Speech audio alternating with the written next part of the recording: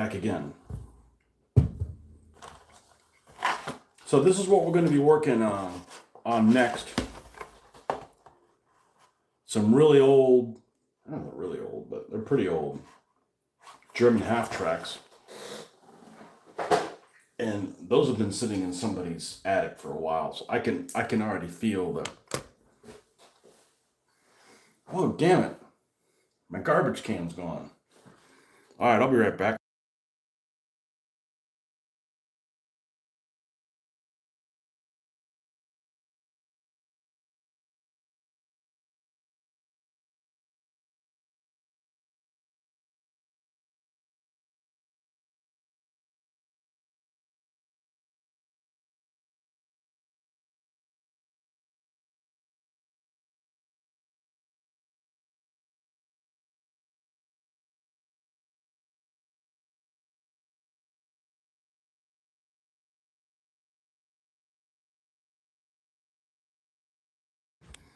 All right, I had to empty it, and then I left it out there.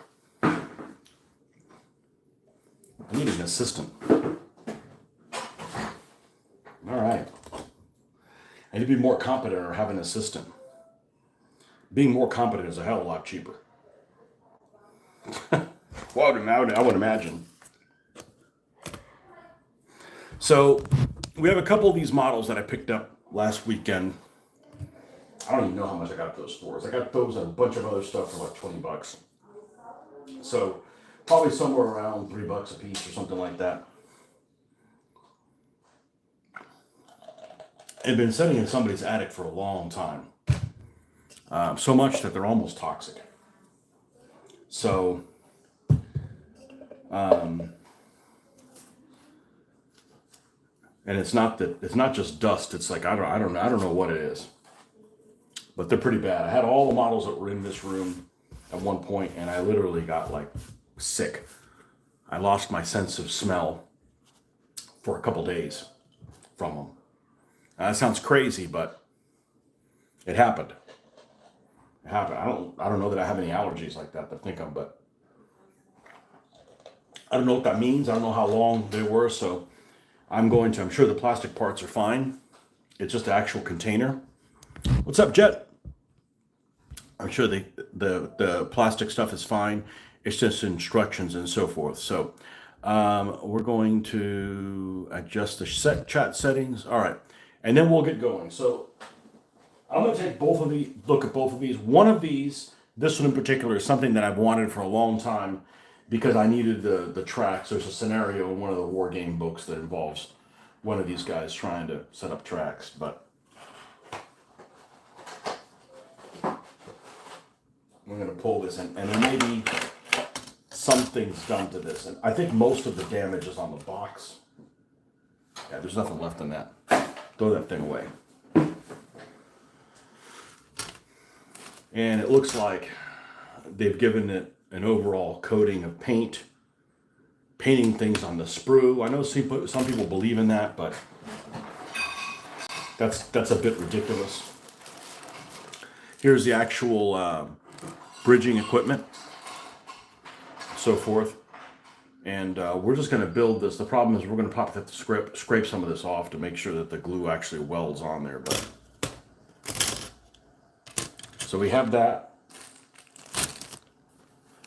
It should be the same core half-track on both of them. And that is the bridging half-track, and this is the flame-throwing half-track. And this one's untouched. So, like I said, I was going to build things that weren't a problem first. So we're going to build the flame-throwing half-track first.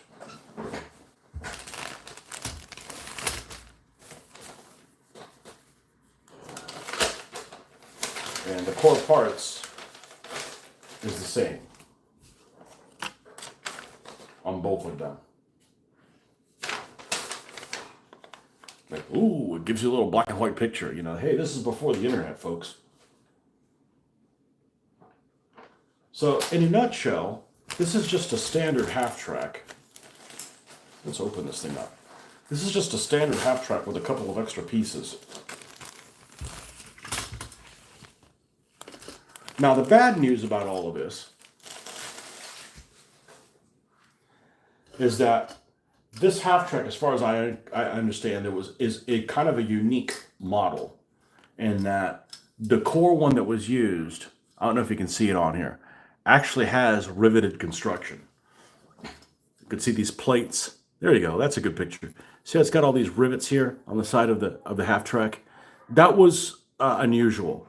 There were some, and it looks like what happened is they captured one of these during the war. They decided to make models out of them and use that one as a base.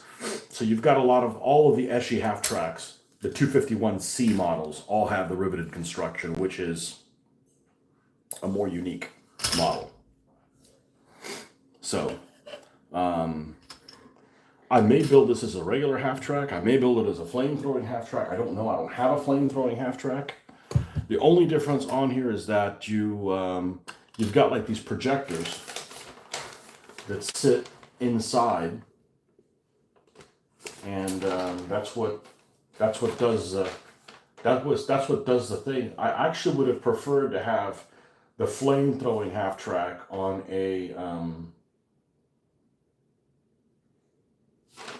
a later version, on a D. I have several Ds that I could just add this stuff to. So I think we're going to build this thing, and we're going to skip over adding the specific flame projector stuff. We might actually put that on a later version that we have. All right? So that's how we're going to go about it. We're going to use our little pin thing here. Pin the instructions on here.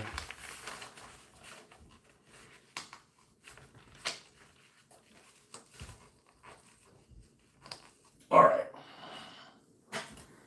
On to the Eschi Halftrack. And I like having the garbage down here because you never know when there's stuff to throw away. We've got some tracks here that may or may not work. Sometimes these things shrink under heat. And it'll just depend on whether or not we install the tracks before or after it's on a base.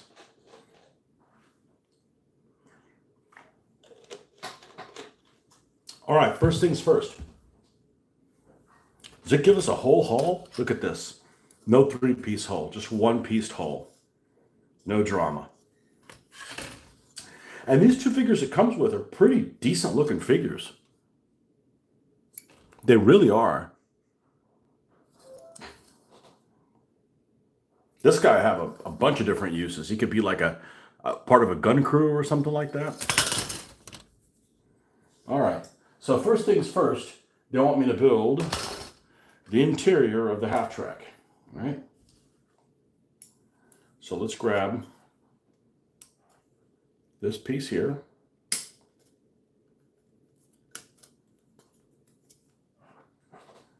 Shit, I could probably build them both at the same time. Well, that's kind of a big ask. Let's just do it one. Now, that's a tiny little seat.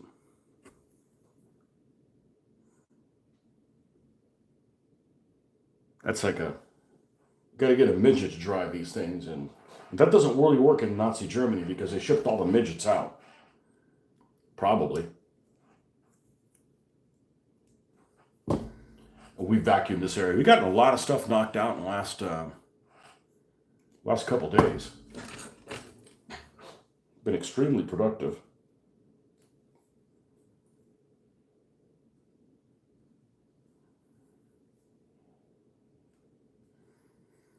One of these models that was thinking, nobody's ever going to build me. Psh, joke's on you, you're getting built. Okay, there's that piece. I got a couple extra weapons. I got some MP40s and stuff. They don't really look... There's some accuracy issues there, but...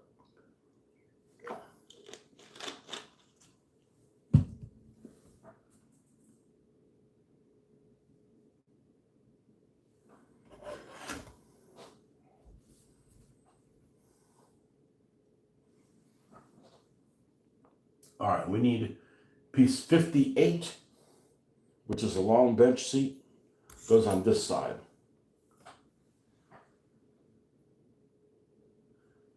All right. That looks like 56. 58.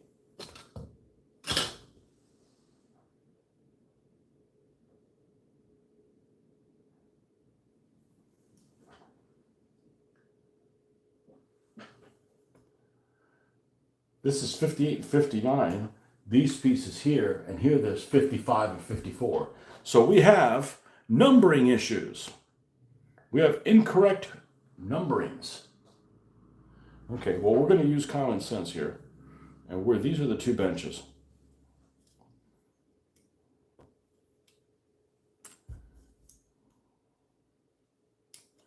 And we'll see how this plastic weld cement works with this plastic. Okay, and then we have piece 72, which may or may not be 72.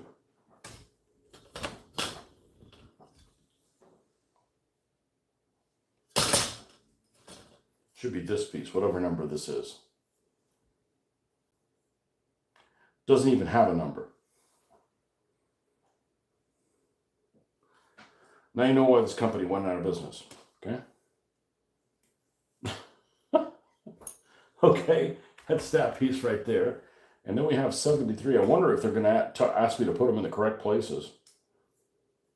That's that piece right there, 73. Right here. And in 61,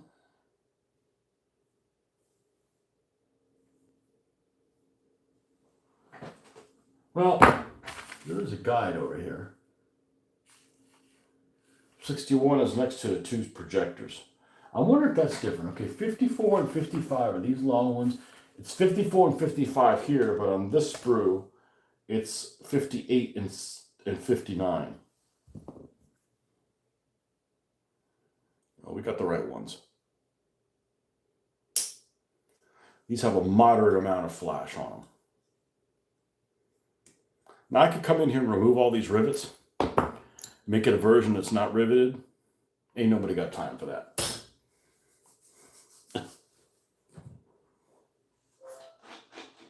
And it's funny because the Tamiya model and 1/35th scale is also the riveted one. So they captured one in the war. And then when they were making, I don't know what they were doing, but they were like, hey, let's make them all like this. These are the super readers? They are. Okay. They just decided to make them all that way. Even though that was a unique construction.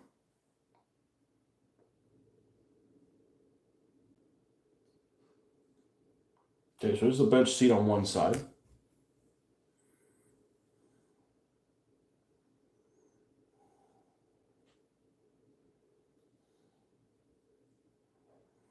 Actually, I'm going to take a step back.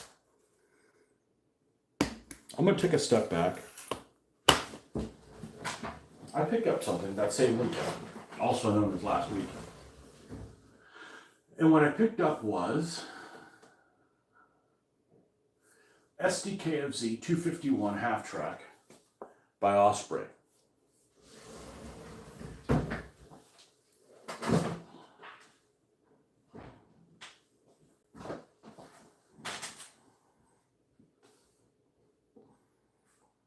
My friend Jose gave me one of these, the D version. So this would be a C version. And I actually have another C one to repair. So this one here, I may just build it as a regular Halftrack.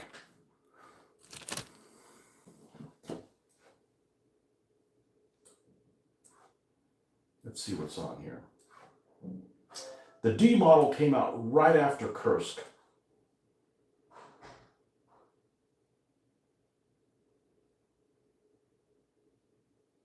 Yeah, there's even a B version, which is even earlier. It says, here's one, 2nd Panzer Division, abandoned during the Kursk fighting, passing this artillery piece, the 76 millimeter gun.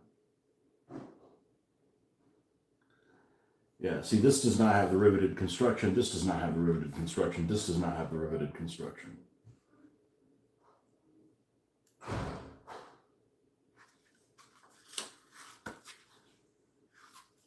Here's a Packwagen. Shows the interior of it, how it's different.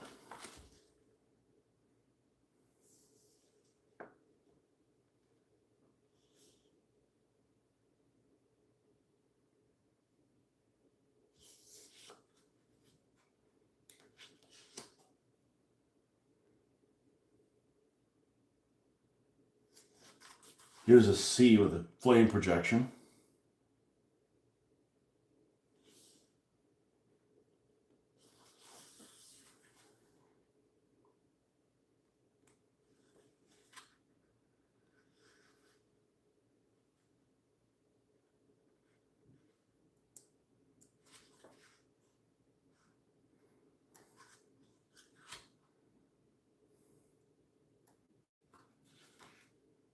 Here's one that has the riveted construction.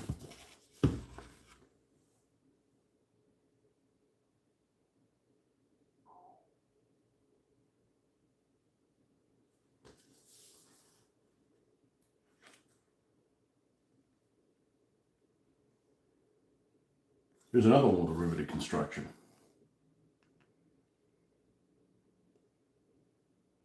And out C, Pioneer Panzerwagen. So it's that D fitted with a 37 millimeter, in place of the MG34.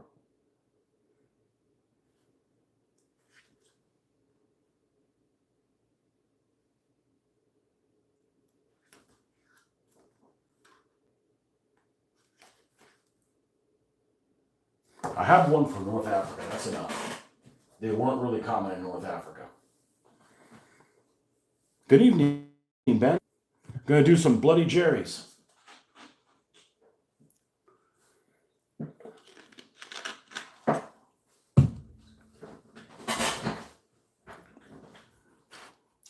Some geriatrics.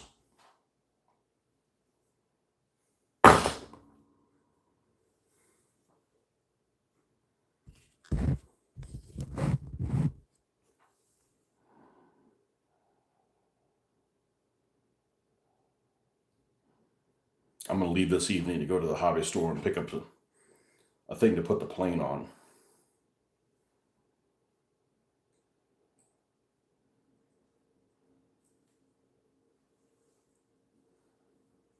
You played that free demo of Strategos last yet?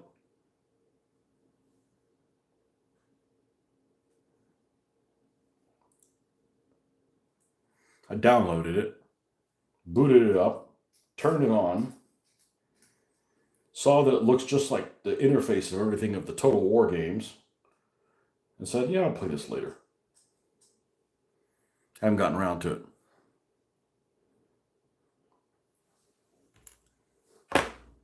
It looks good, but it also looks like something I've done before.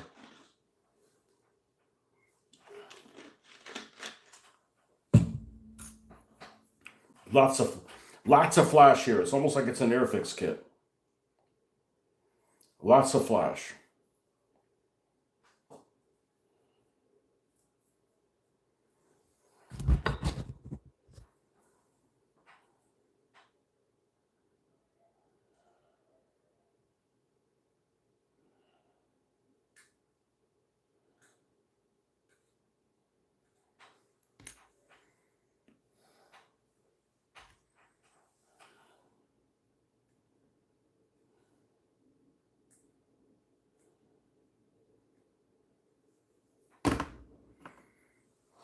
Where's my teeny tiny sandpaper piece? There it is.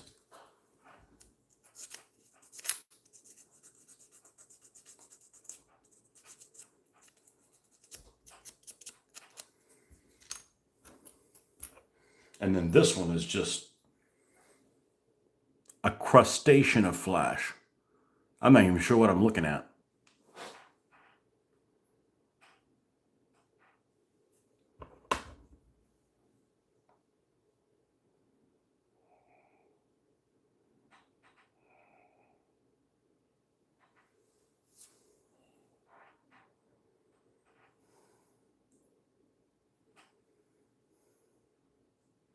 So we do need to put a dent on these things because the next show comes around in a month and a half.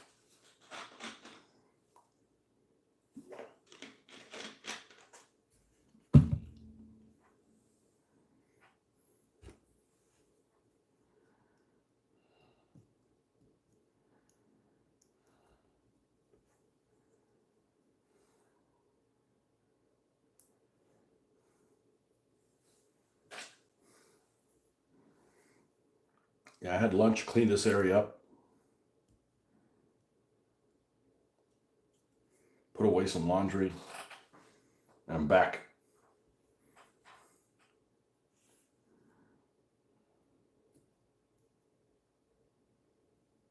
Vacuum this area. All these little nuggets of plastic.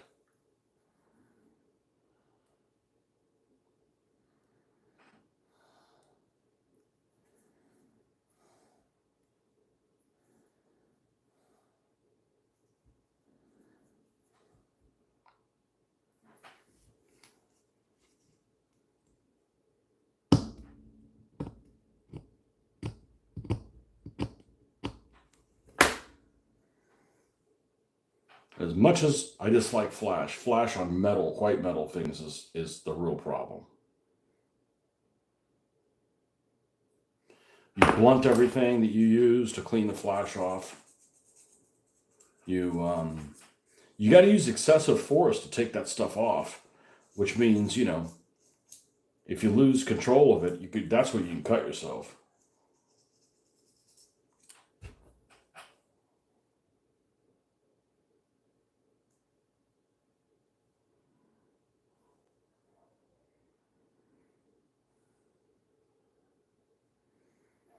The Bloody Jerry's. All right. This is at least presentable. All right, so let's take a look at where some of these things supposedly go. Well, that's interesting. All right, so a bench goes here and a bench goes there. All right, so we got a bench there. And then on top of that bench,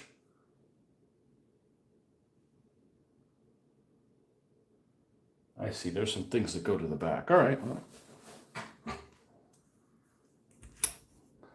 Let's try that. Are these posts in the center? Yes.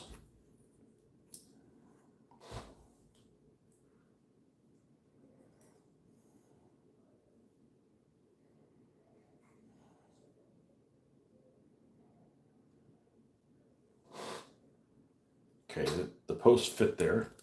Let's go ahead and glue this. We'll see how this glue behaves with this eshy plastic.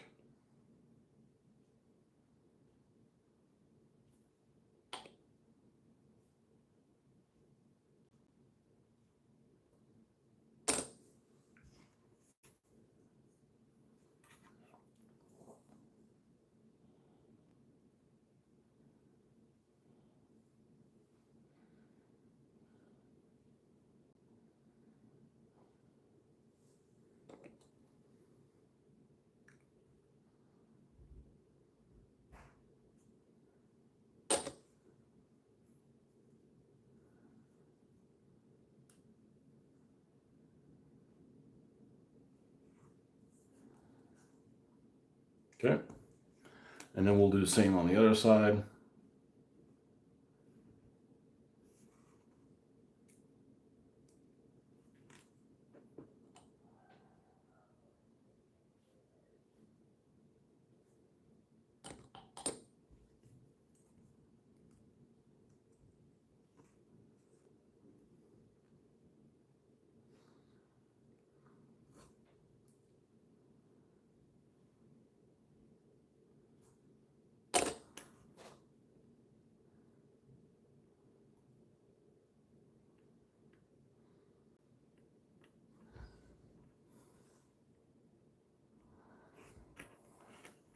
And look at this. They give you a 3-piece hull. I mean, a 1-piece hull.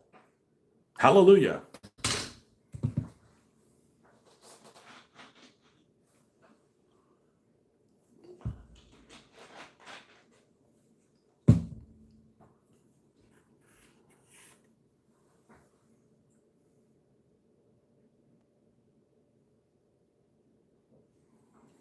So this piece right here,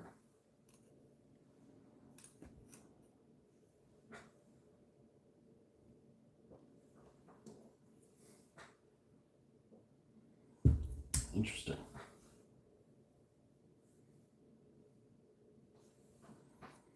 It's sealed on this end. It's got to be sealed on the front, no? Yes. Goes like this. But we better not install that until the hull's in.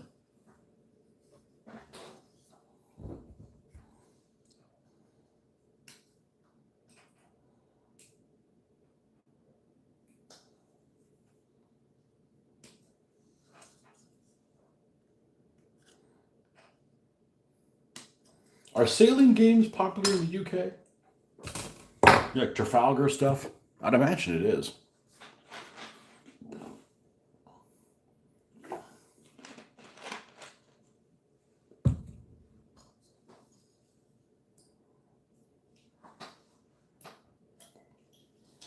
All this over pour on the molds.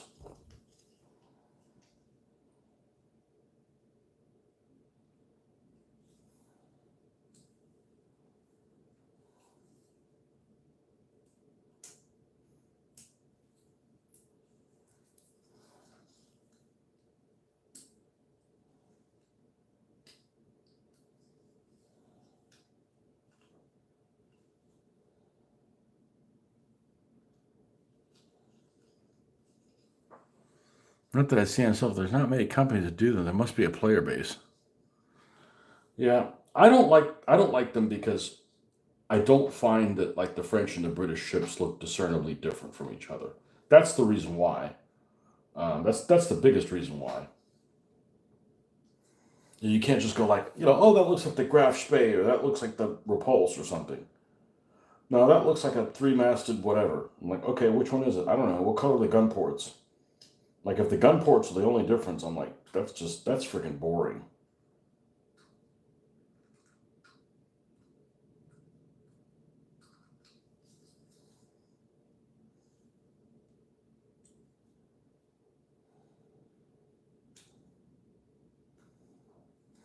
I laughed at that one time that somebody posted. I forget who it was. It was somebody that was older, and they've made some comment on. Might have been a Fanaticus. It was on somewhere where this guy said, "I just played my first World War II game." And the guy was like 10 years older than I am. I was like, "What the hell have you been playing since then? If you haven't played World War II, what have you been playing?"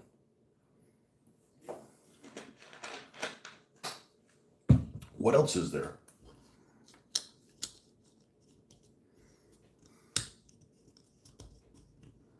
Okay, that's going to push all the way up against the back like that.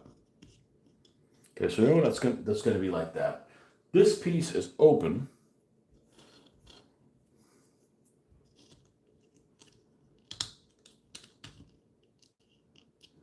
I don't know how they want it to. I don't somehow think. I have a feeling this isn't going to fit well.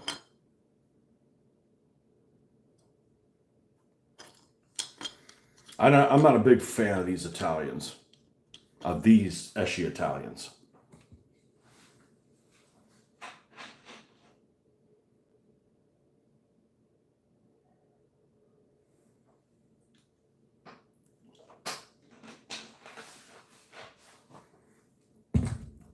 I'm gonna go ahead and cut the top because we're gonna need to fit that in for fit and finish.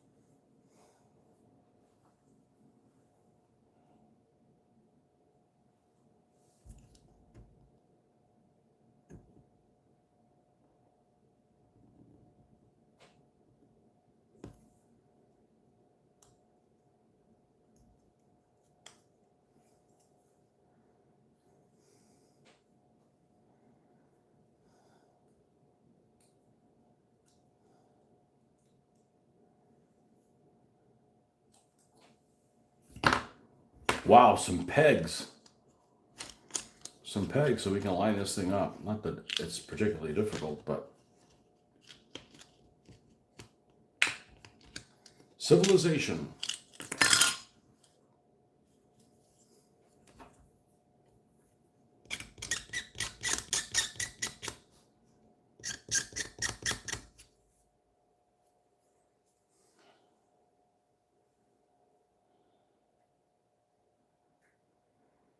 There was one company that was making, man, I guess it was a couple of years ago. They were making some World War One miniatures for some, collectible game or something like that they were coming out with. And it was World War One ships, but they were chubby. They're like those, those fat tanks, but they were chubby. That's the best way to describe it. I think they look really cool, but I'm like, I don't see this taking off. People don't like naval games to begin with. Naval games are definitely not very popular. For whatever reason.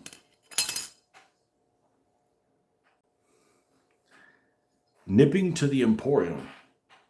Man, no code talking, man. I don't know what the hell you're saying.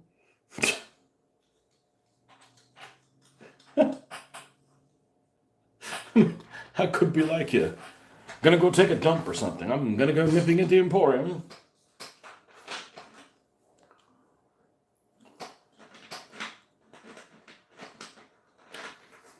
I'm feeling a little like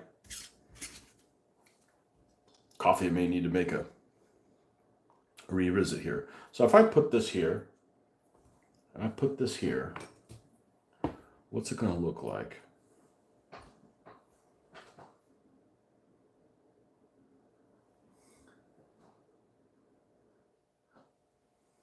On this side.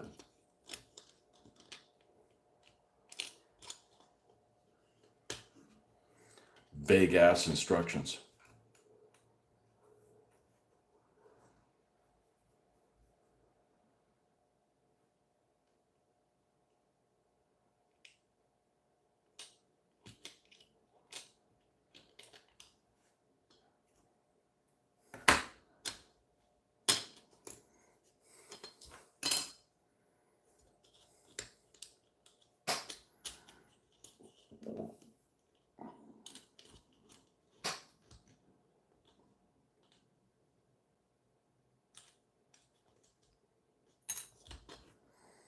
All right. Let me go take out my contacts. I'll be right back.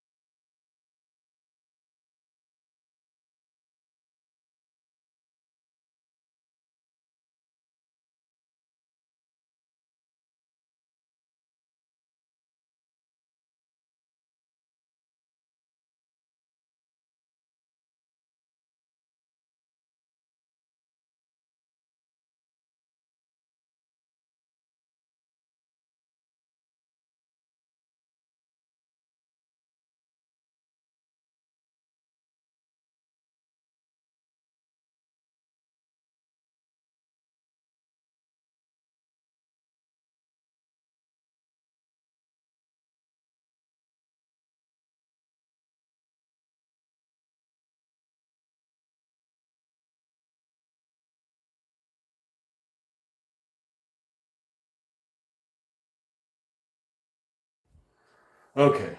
Sorry, I had to brew myself a cup of wake the fuck up.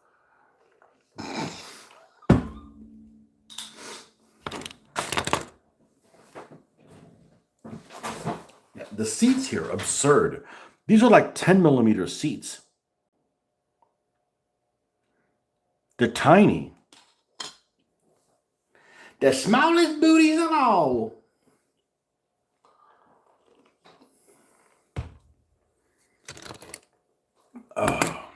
You get used to.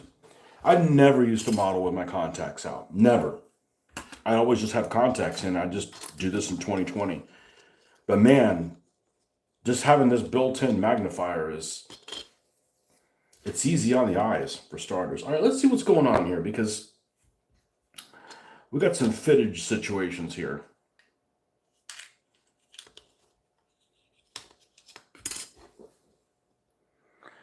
Fujimi. No, the Fujimi one's the best one that I have. This is Eshi. The Fujimi one doesn't have these damn rivets.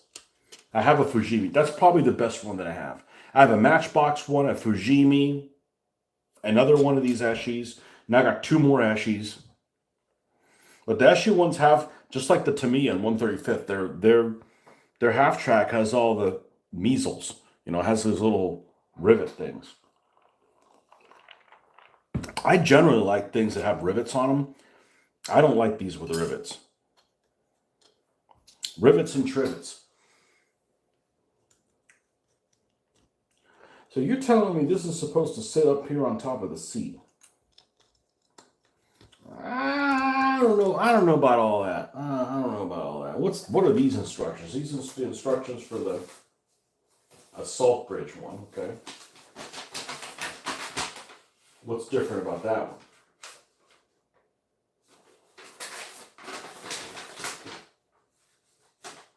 Okay, this is no different at all.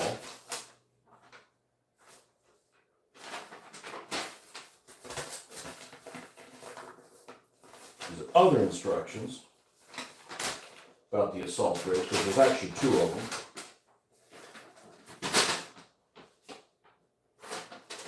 One of them that's built and it needs repaired, and then this one that isn't built, but it's pre-painted with really, really thick paint. So I'm thinking I'm going to make this a standard half track.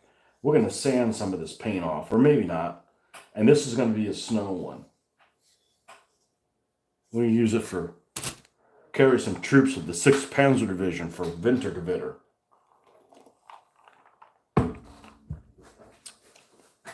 I'm thinking.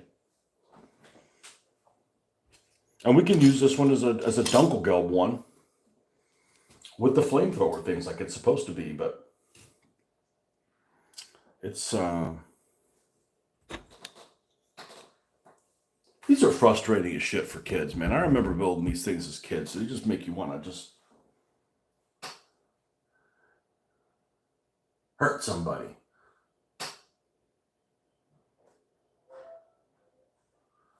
This supposedly sits on top of the seats. Why would you put a seat there? All right, so here's what we're going to do. I'm going to go ahead and attach this where this goes. Okay, this is a non-debatable item. We have to have this sit all the way against the back, otherwise it'd be a stupid gap there. Oh, by the way, how did this cement behave with the Eshi plastic? Just fine. Okay. We're not going to change our mind where we want that, so.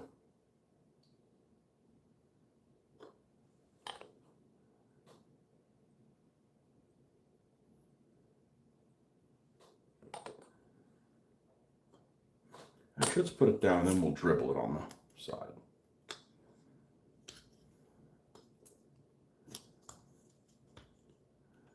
That's going to go there. No doubt.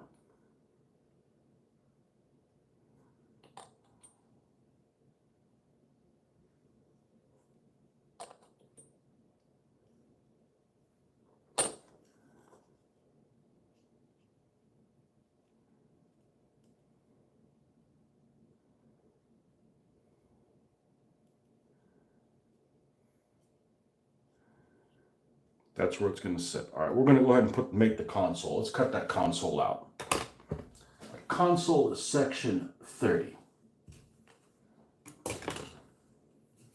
And it's right here. It's actually called 31 on this one.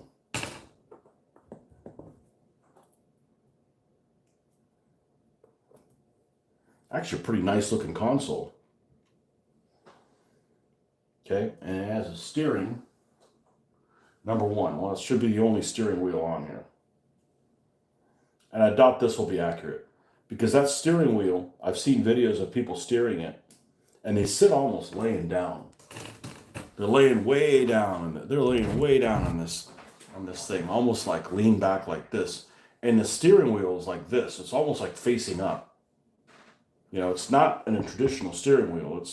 It's like the top of the steering wheel is facing towards your crotch.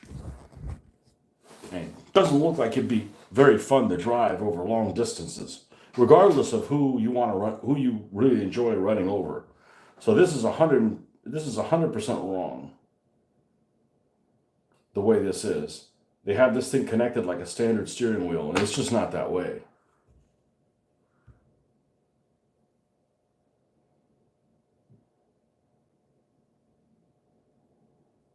It's just not that way. Now, if it's not visible, I'm actually not going to put it on, because we're just wasting our time.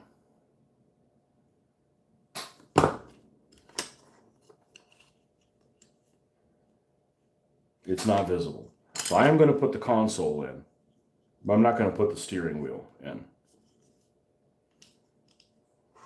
because we're just pissing away effort doing that. It's not a spectacular vehicle to drive, especially because you are extra vulnerable when opening the front driver's port to see. Yeah.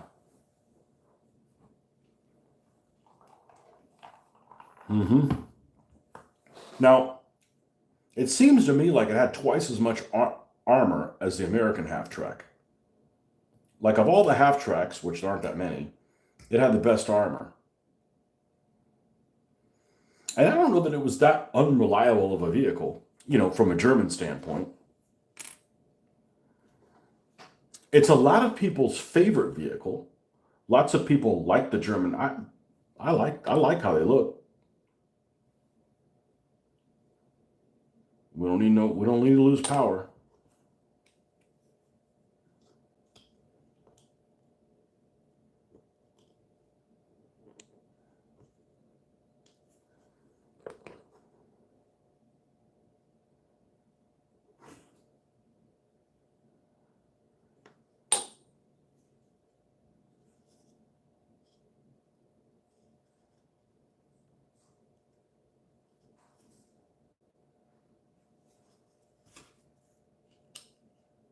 Yeah, I'm not putting that steering wheel in there.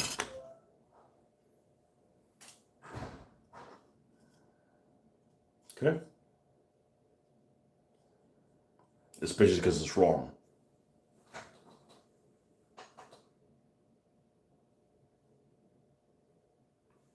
All right, I'm going to go ahead and put these sides on it.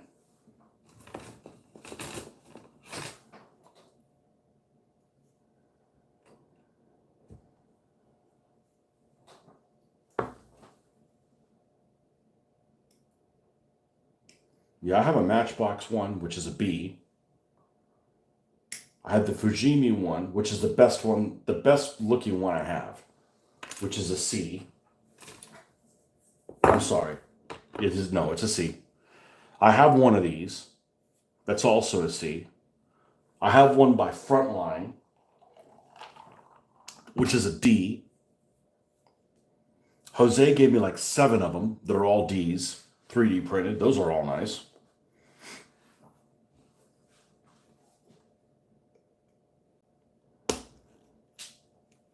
This one's not going to be gray.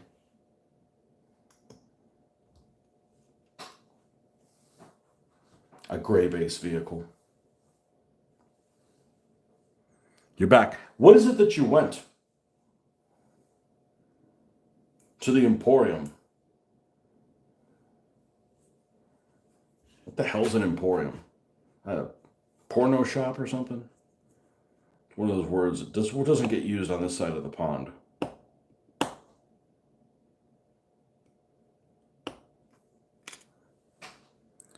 I printed some 251s myself. Good to have a few. Lucky I went when I did. I got a free Malteser brownie. Malteser brownie. Does it have nuts? I am not a chocolate fan, but I do like brownies because that's not chocolate, that's cocoa. And brownies got to have nuts. You can just call somebody else in. The Village.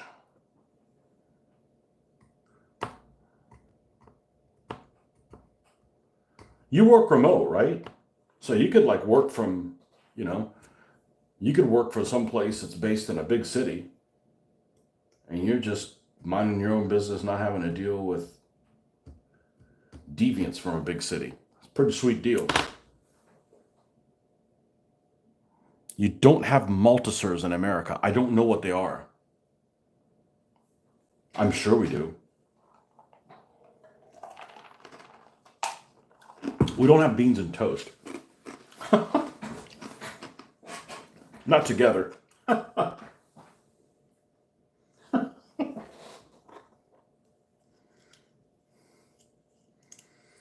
Beans and toast, eh?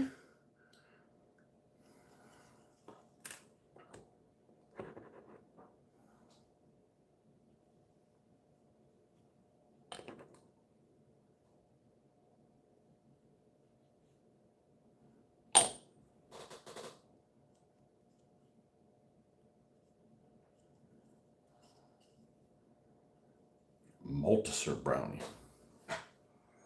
I'm sure we have something like that.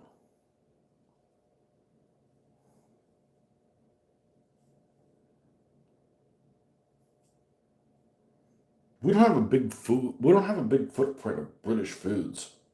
I feel like when I was a kid, there was a bigger footprint.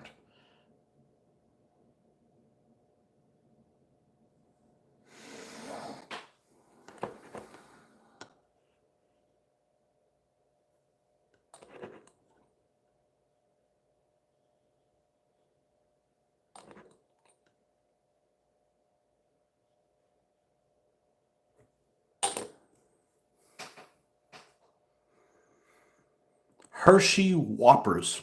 Okay, I know what Whoppers are. Okay, yeah, they're malt. Yeah, a brownie made of that? Yeah, I guess that could be good. Yeah, they're like foam.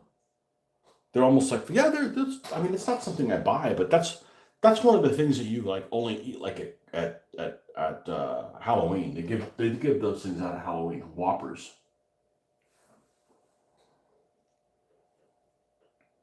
But then they do things for Halloween that they didn't do when I was a kid. Like give away a whole candy bar. Like who does that? Or cash. I've heard of people give away dollars and stuff. I'm like, man, what kind of tricks are you doing to those people to give them dollars?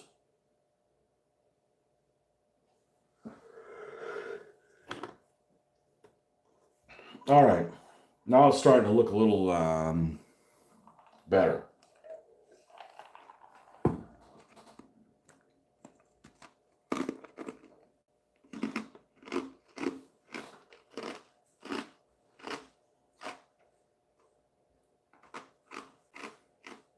I don't like brownies without nuts. I don't like banana bread without nuts in it. It needs something to it. Okay, so now if I glue this bastard down, this is the only place I'm going to be able to glue it. Something like this. So if I do that and this is over it, how is this bastard going to even fit in here? It's like putting a square peg in a round hole.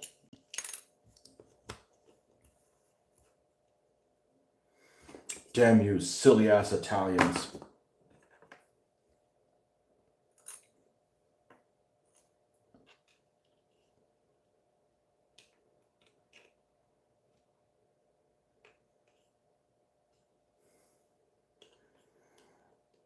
Well, I know how we're going to do it. We're going to glue this side on and then we'll put those pieces on there because that fits in there just fine.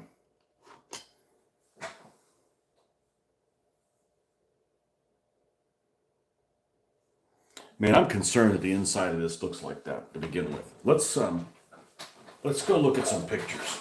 Let me go fire up the pooter.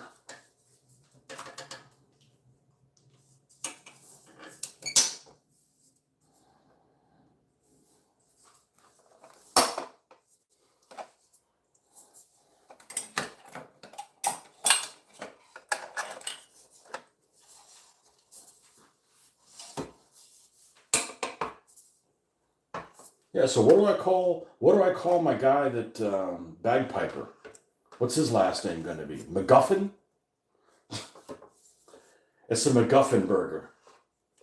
That's one of those sayings that didn't exist before. Ah, it's a nothing burger. I actually like that one. Let me get a nothing burger all the way. You guys don't have burgers in England, huh? Not a popular thing? The new popular chocolate product is that Dubai chocolate. I'm not sure if it's reached the States yet. No, I'm not a Dubai chocolate.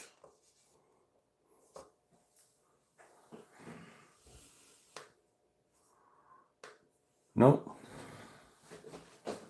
There's a place I have no interest in going to.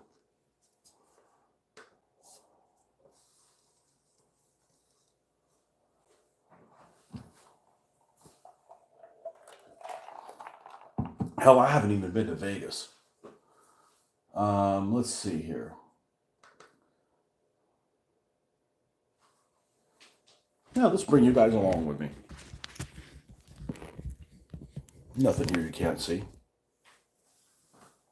Okay.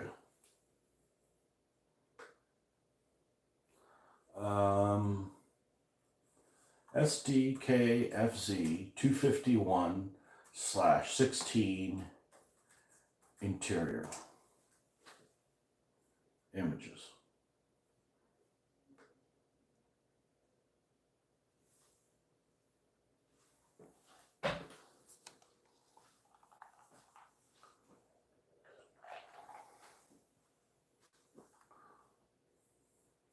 Let's see what we got here.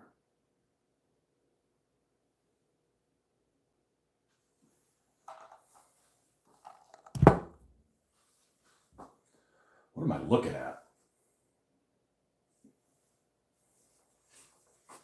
Oh, shit, I got a laptop. I forget I have a laptop. What is this? Let's do this the right way.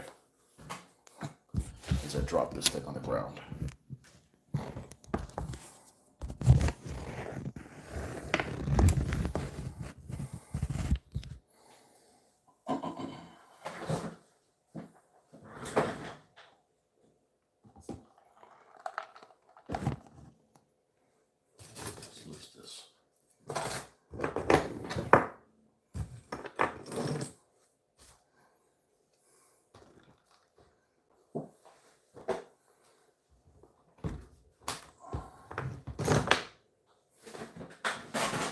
All right, this isn't bad because I can't see through this damn. The progressives and I can't see shit through them.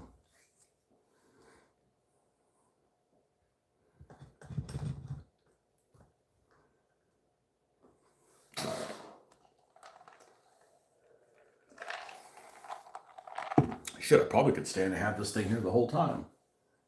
All right.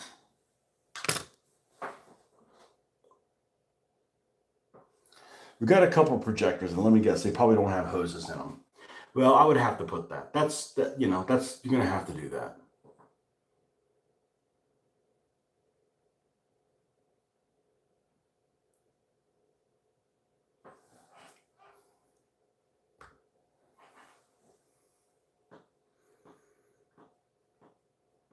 Okay, because those are tanks of things that have the squeezing the stuff inside. Okay. Okay, I don't care that they don't look exactly the same. I'm okay with that. So they're gonna make me put this little one in the middle, like back here.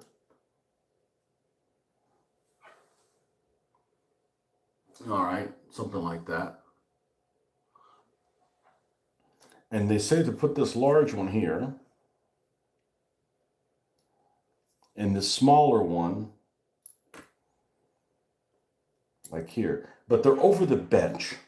That's what throws me off. Like, okay, because you don't need this bench to carry, like, for instance, ones that carry like a 37 millimeter gun, they don't have these benches. Like, you can't carry a whole squad in there. They don't look like, this. Oh, hold on a second. They don't look like. Yeah, see, here's the steering thing that's sideways. You almost got like these little scoops there.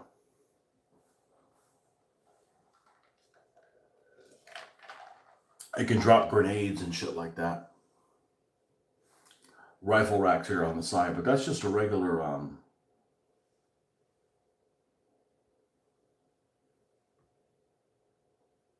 what the faux?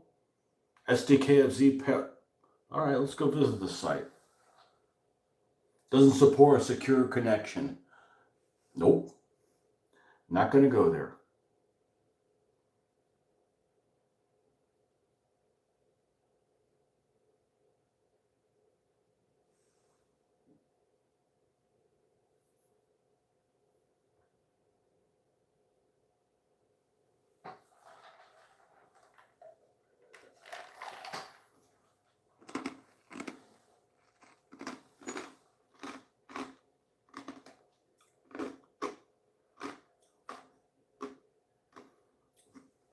It's almost like I shouldn't even put these benches in there.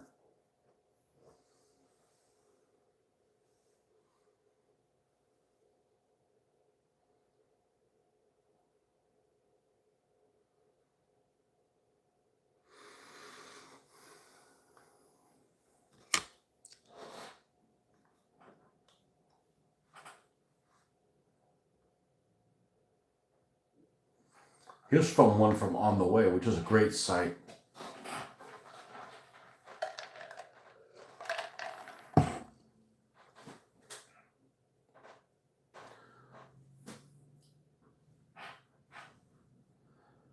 $251.16. This is the inbox preview. Compares 3 manufacturers' kits to the self-propelled flamethrower kits mounted on the German SDKFZ 251 half-track by Revell, Eschi, and a special edition released by CMK, which includes the Hasegawa SDKFZ 251D half-track. A wee bit of history for the model. This flamethrower armed half-track was developed on the Auf See of the German personnel carrier. According to Panzertrack 15.3, this vehicle can be modeled from spring 43 to about February 45. Okay, so you should never have one that's in gray. I mean, unless it's really early spring.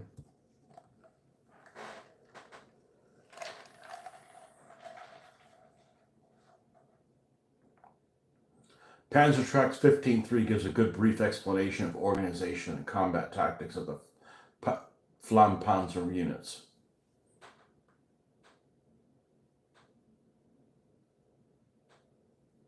And this guy actually, I've seen this kind of stuff. Look, they'll literally write down the names of each one. So here's a Revell one, here's the Eschi one, so forth. This is literally the same Eschi one I have.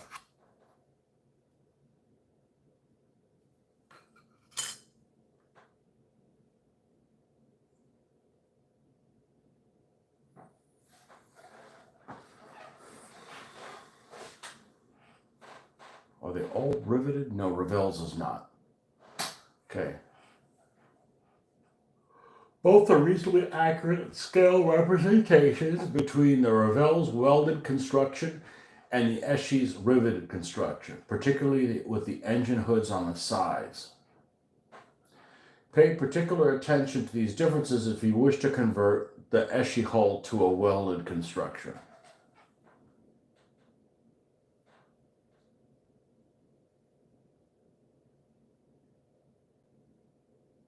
I ain't converting shit. Sprue C contains interior parts SDKFZ 2.5. Note the plethora of small, delicate parts and integral fuel tanks with flamethrowers take up much of the interior storage, most of the internal space. The bench, seat, and storage bins are deleted.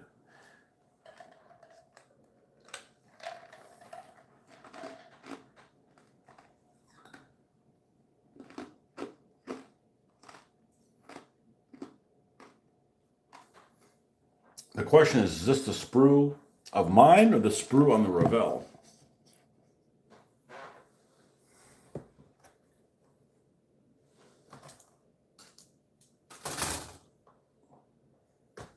Man, the internet, there's just a wealth of information on the internet, man.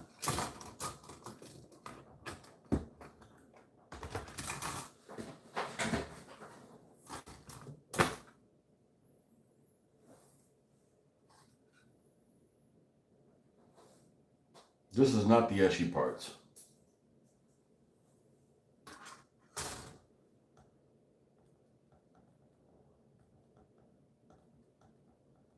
Okay, this is the Revell one. Let's go to the Eschi one.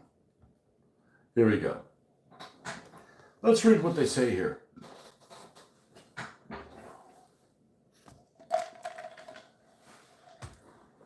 Looking at the kit box art, we see an SDK of Z16 with any features that examine the Revell box art. This is an ALF C based on the ventilation hood sticking out from the engine compartment, the pointed rear, the storage boxes affixed to the back of the track fenders, and other features. These kits can be found released by several manufacturers under license with different box paintings. The Eschi's box art here and Aguilar's box art below, we can make out the vehicle width indicators on the mudguards over the tires, the vertical rods with small balls on top. These width indicators are not included with a kit. I wonder if it's something like, so that you don't find yourself, the cat doesn't back itself into the whiskers on a cat, so to speak.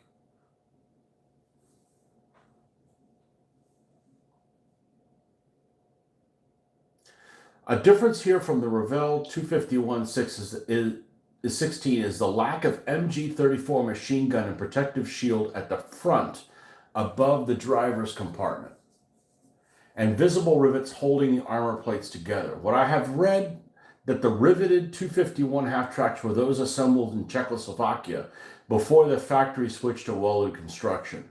The box art vehicle is painted in a spray-painted three-color camouflage with a prominent vehicle number. Though the commander's side viewport is portrayed open in the artwork, the side and front viewports are all molded closed in the Eschi kits. Okay, now we're cooking.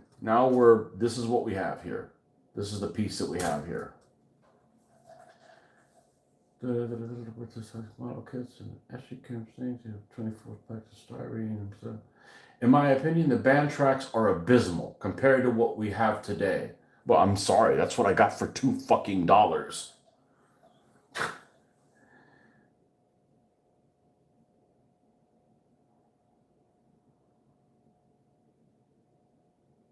At this time, I've not found any decent reviews of the Eschi or Aguilar 251 kits.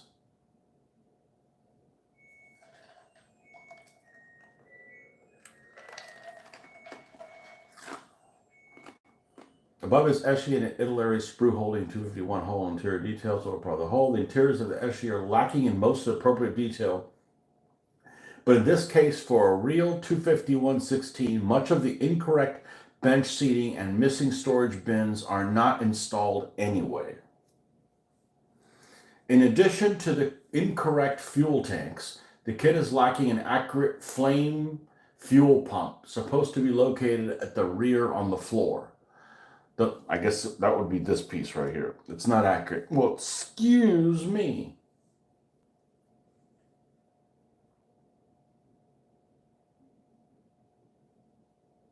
My fault for not checking the parts before buying the kit at a model show. These parts are 2 flamethrower fuel tanks, what is supposed to represent the pump engine. Eschi part 73 is much too small.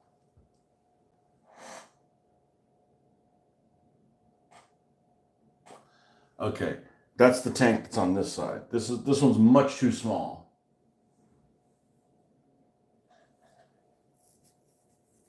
All my references show that both flame fuel tanks were the same size.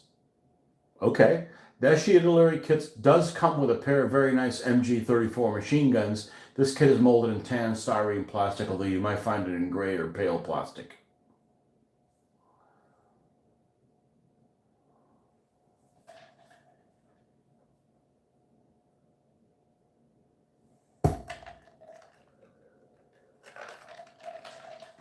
Actually, assembly instructions include good parts diagrams. Some helpful tips are that parts 66 and 71 are for the vent or discharge pipe going down over the sides from the fuel tanks. And 63 is a bracket mount on the rear doors for holding the long hose for a handheld flame gun.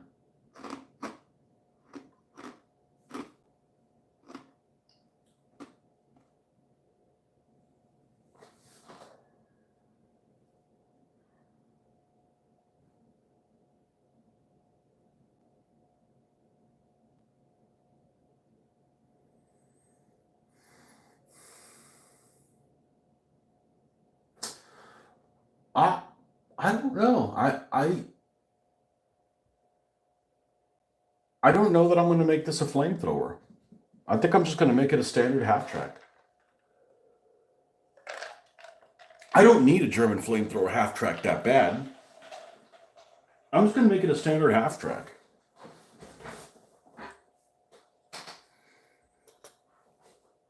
I don't really want to scratch build this thing. I'd rather just buy a proper one. All right. Well, there you go.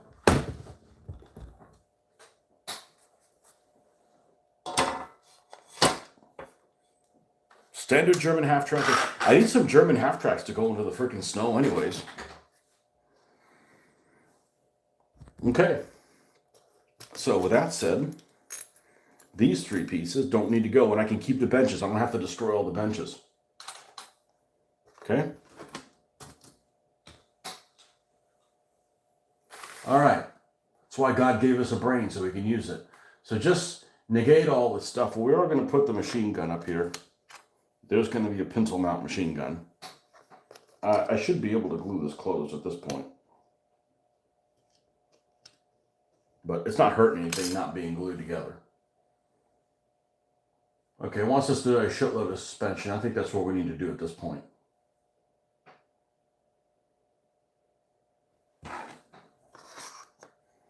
Yeah, because not only are you going to have these boxes that are inaccurate, the benches aren't there. You'd have to make something else that's a different size. You got to build the hoses for the flamethrower. Like, we'll just make a regular half track out of it.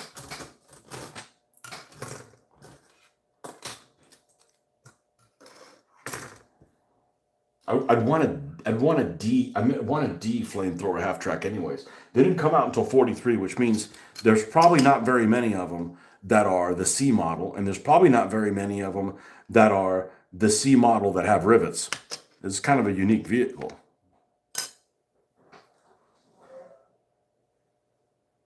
All right, let's get crazy. It's got to be easier than the Sherman. All right, we're going to do this side first. Okay, so you got to go do the ones that are the deepest first, which are these three. So we got to do 17, 18, and 19. And I may change my mind later, but I got to do this part anyways. 17, 18, and 19. Let me guess. They don't have the right numbering system. 17.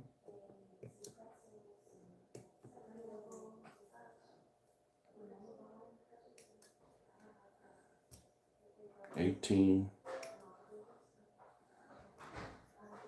And 19. You look things up on the internet. It's like, man, I don't know about this. Well, get a second opinion. I got a second opinion. Not too convincing of it. Now, the bad thing about this is this has some nice detail on these wheels, but it's going to be towards the inside.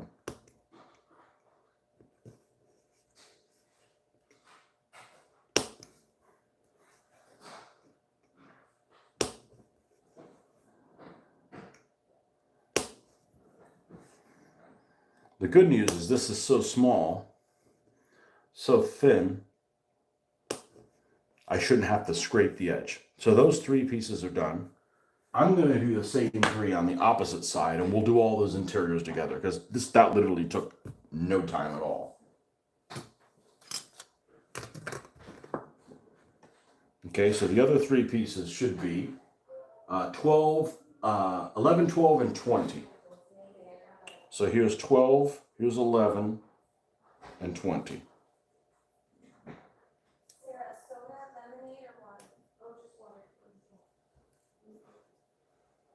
You guys want you want to see us snow one of these anyways, right? The 6th Panzer Division book has a couple of them. Well, mine will look better because they have really rough snow camouflage things on them. All right, so that's these 3. Let's trim this stuff up and we'll go ahead and glue these in place.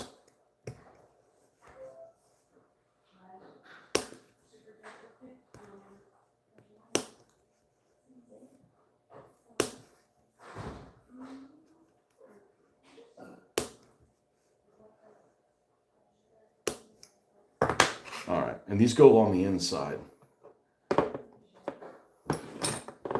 So they go on this prong, and this prong, and this prong, and this prong, and this prong, and this one.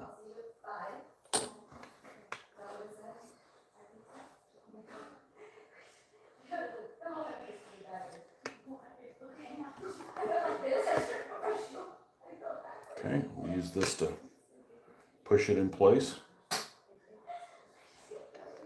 Putting the good detail towards the inside where you're not going to see it, unfortunately, unless you flip it over.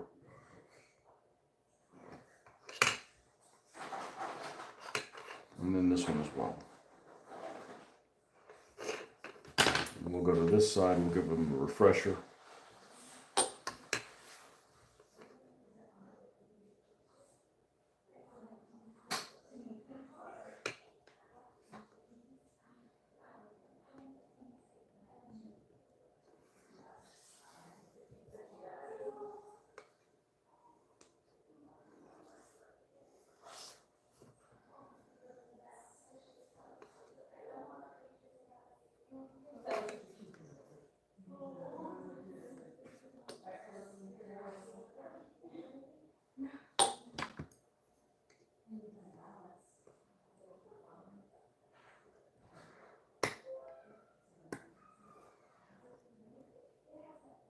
Okay.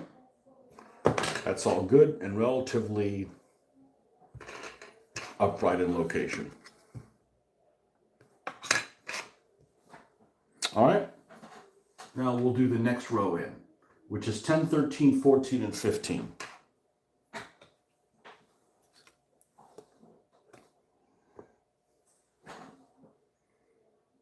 And those will face out.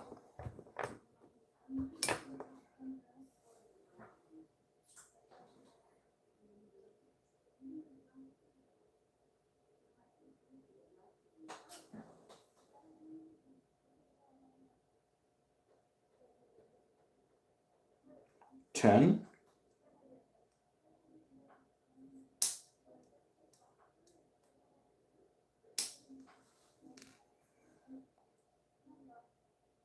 13,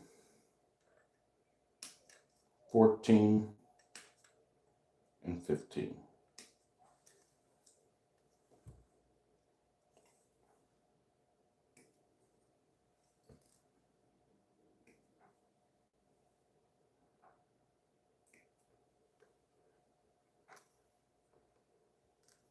Okay, and the ones on the other side, which are 6, 7, 8, and 9.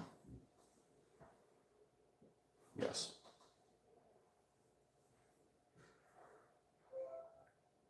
Six, 7, 8, 9. Here we go.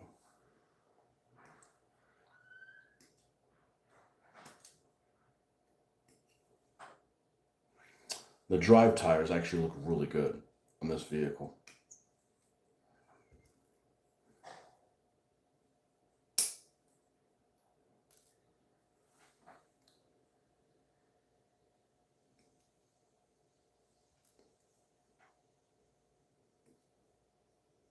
All right, let's trim all these up and install them.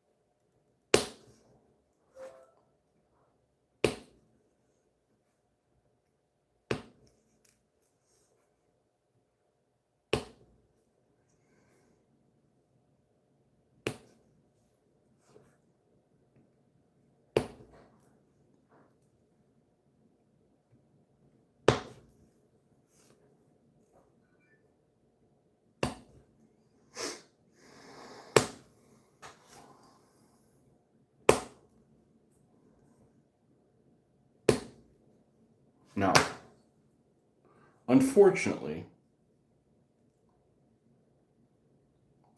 a lot of these have a raised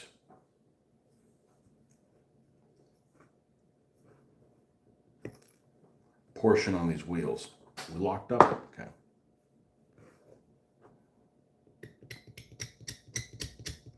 Which again, the problem isn't doing this or seeing what you're doing. It's like, how do I grab this thing? How do I hold this thing while this is happening?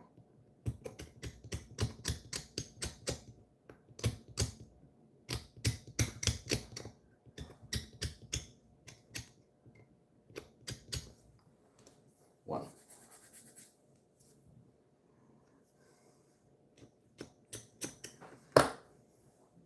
These are going to look awesome. The only thing I don't like about German Halftracks is they didn't have a good, consistent numbering system until like 1944.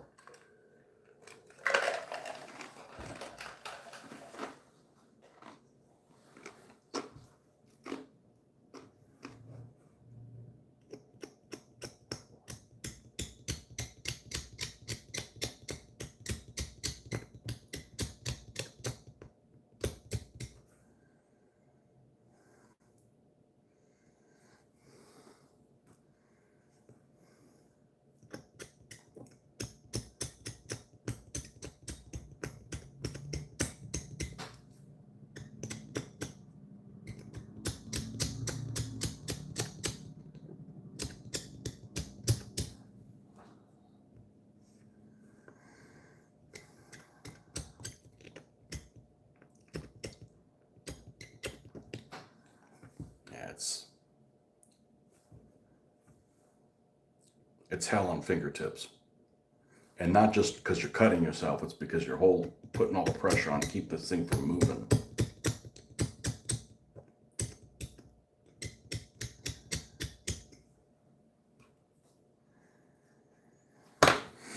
Hold on one second.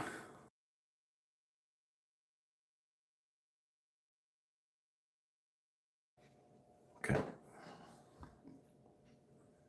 Halfway there. Do it right or don't do it at all.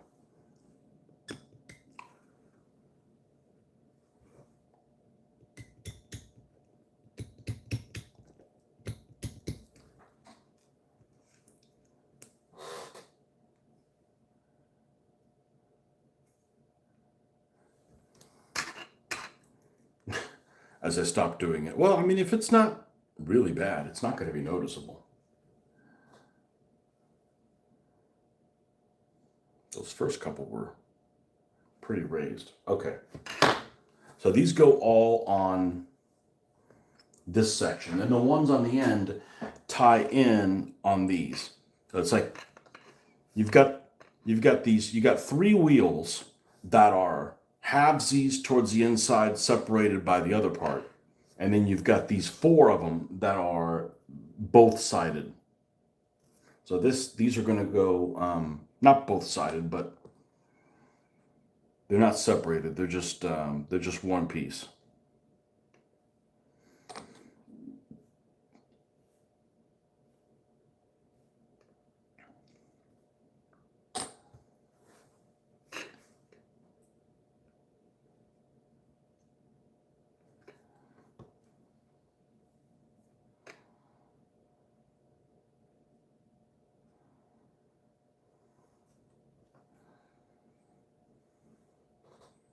These pieces are cast really well. Some of them are trash, and some of them are have really good detail. The road wheels look really good on this vehicle.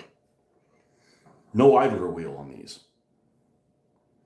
And I saw a video of one of these things driving through the forest recently, like at one of those Miltrax shows, and it didn't look like the front wheels were doing much. It was almost like the front wheels were helping get a purchase on the turns, and that was about it.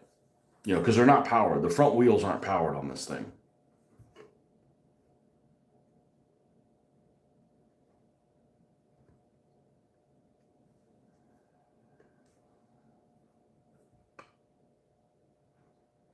They're just for show. They're just for helping with turning.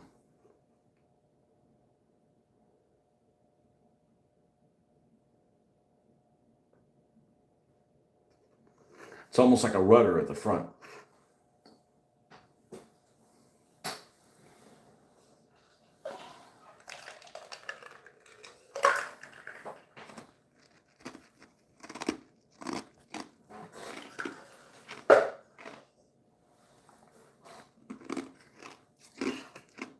Now the last section going to be the outer ones, which there should be 6 of.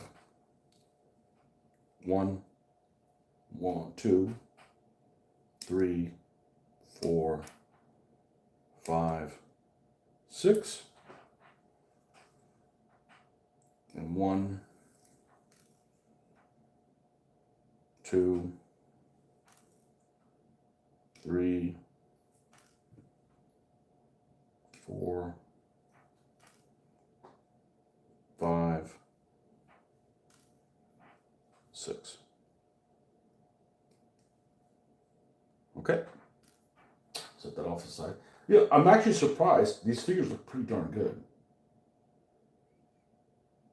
Pretty darn good.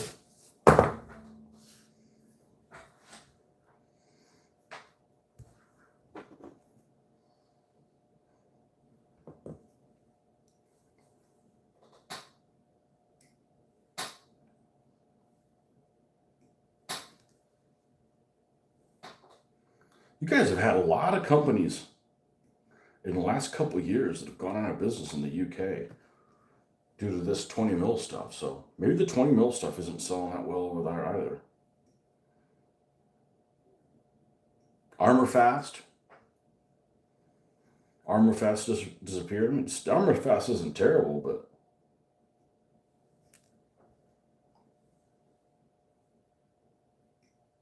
Cromwell. I remember when I was getting Cromwell from Brookhurst out in California, and they came up with this battle ready series. So they were like, you could buy I think they came like 3 or 4 vehicles in one pack.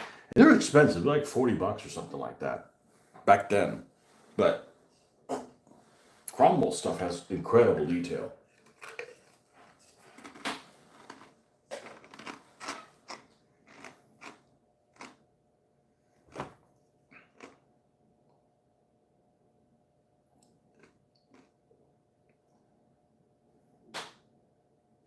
There's one.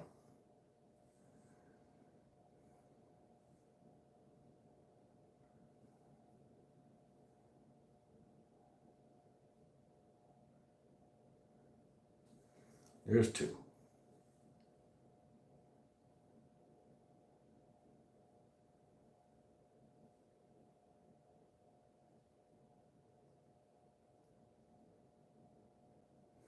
There's 3. I believe I actually took the gun from the Fujimi, the 37 millimeter gun on the Fujimi, and put it on one of the Ds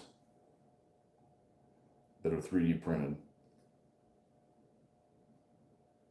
Because my Fujimi Halftrack is the one that went to the Africa Corps. I believe that's the one.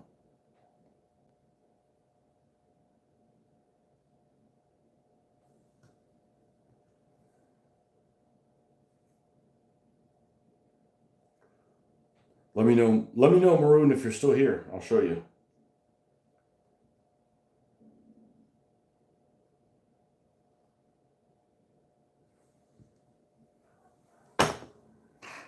because it's right behind me over there. Still here. All right. Perfect. Let's see if I can grab it without tripping over something.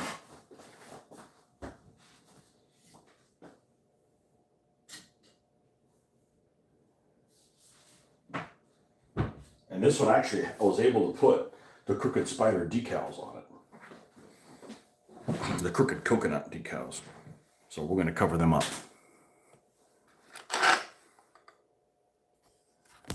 Let's flip this thing around. There we go.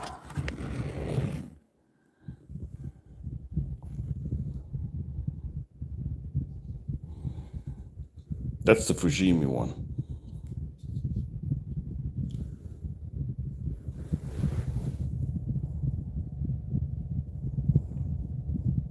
And it turned out pretty well.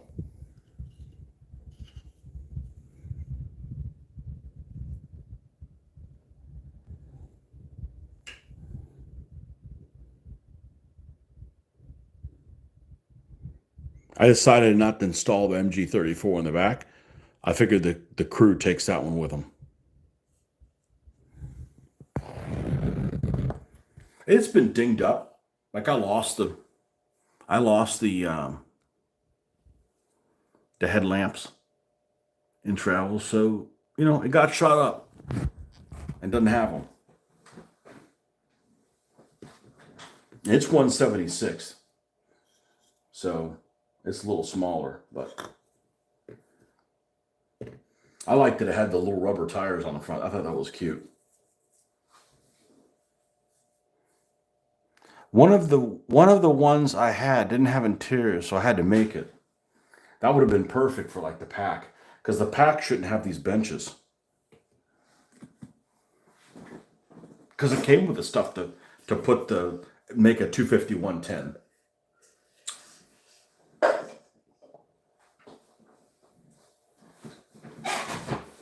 Is that a hand-painted decal? It is not. Okay.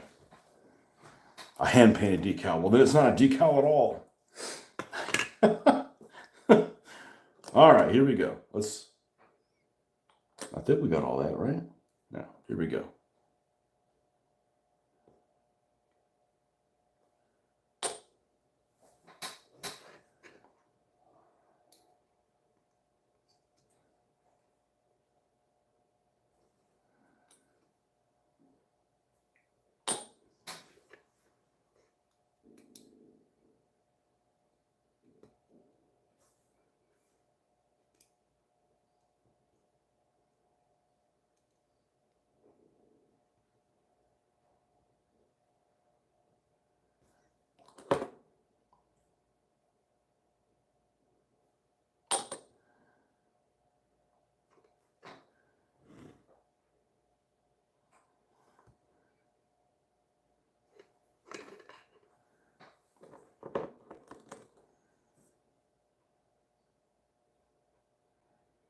I just hate when there's stuff that's just completely wrong in the instructions. It's like, man, I ain't trusting you for shit, It's like, you guys are supposed to be the experts.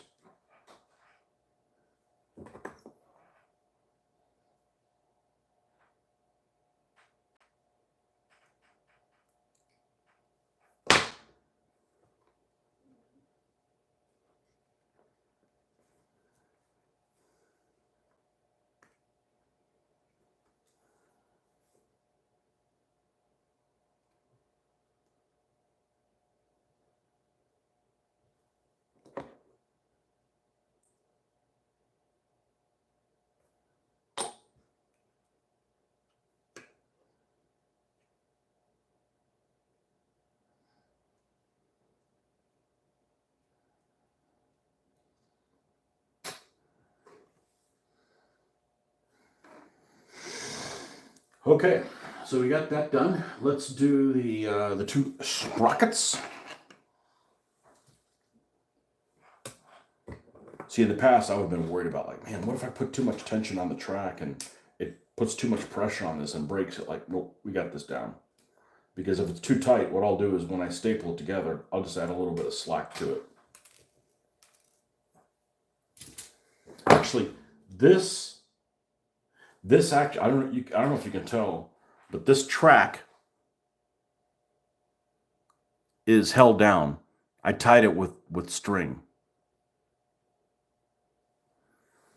So, I mean, I probably won't do that again. That doesn't bother me that much.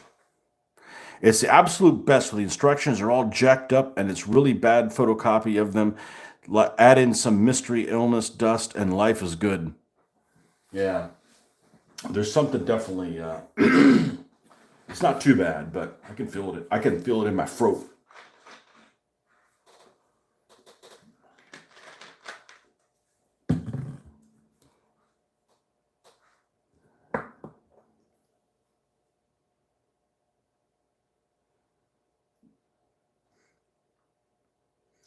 We're doing the crummy models first.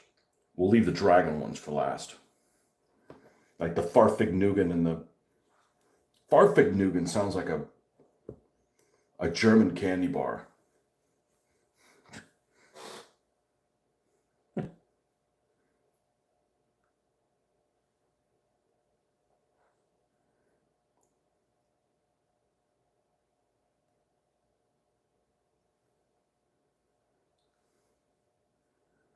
It's a driving experience in a Volkswagen.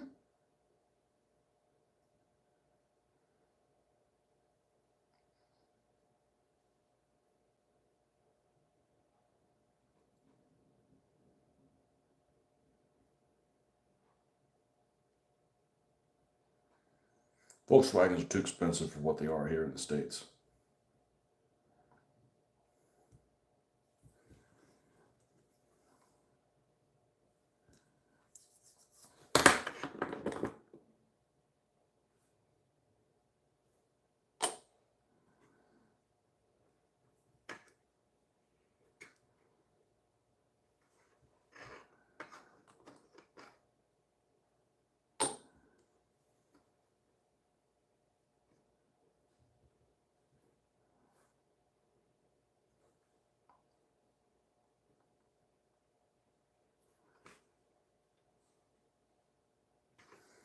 All right, and now we do the wheels on the front go up and down.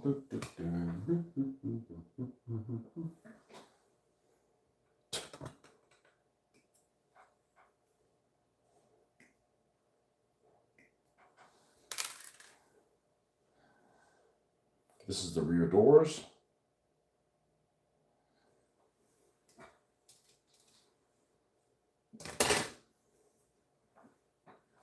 It's piece 56 and 40. There's 56.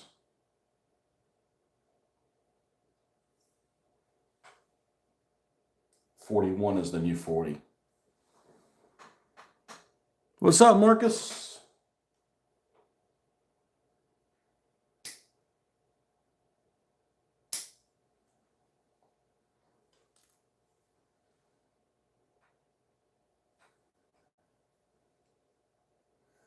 I was gonna make this a flamethrower and half track, and I'm like, there's so much stuff that's wrong in it for being a flame. I'm just gonna make it a regular half track.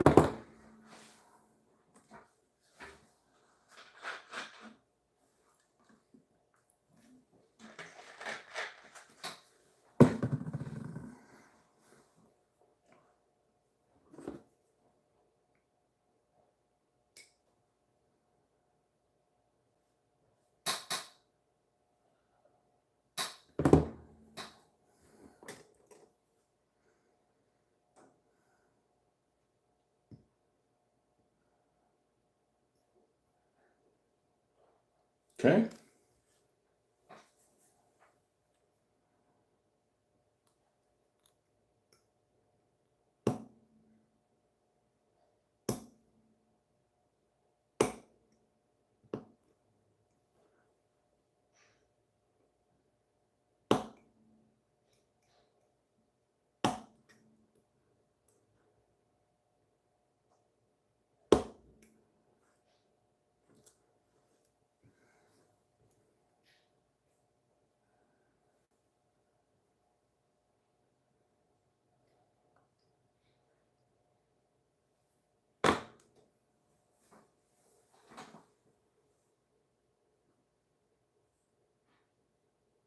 Okay, so this got these prongs. The prongs go to the front or the back. Looks like they go to the back. All right. Where's the spot where the prongs fit? It should fit in a hole here that's not a hole all the way through it. It's there, but it's not all the way through. So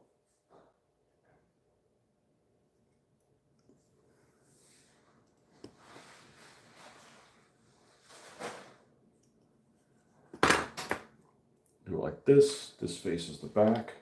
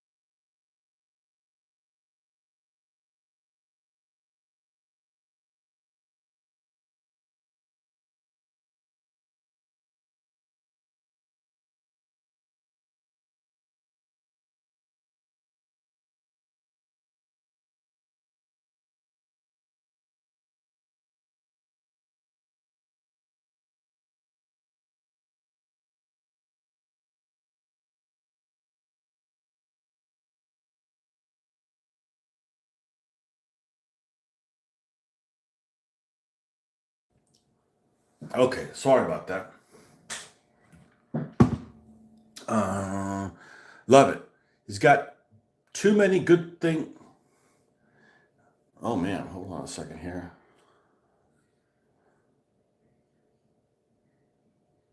Jacked up. Hello there.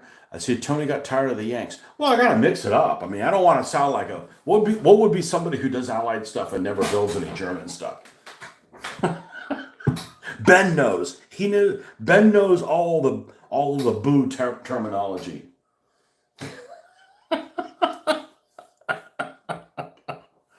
A burger boo.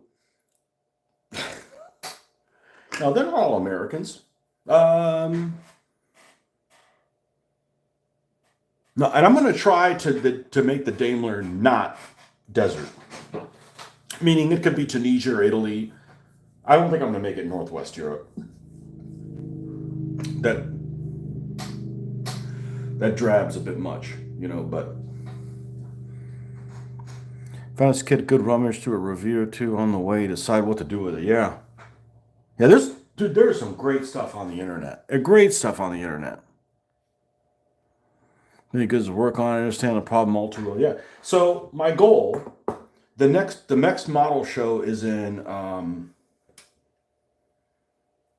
Why don't you just order what you want on the internet? I said because I don't need anything, and I'm not passing up $2 and $4 models.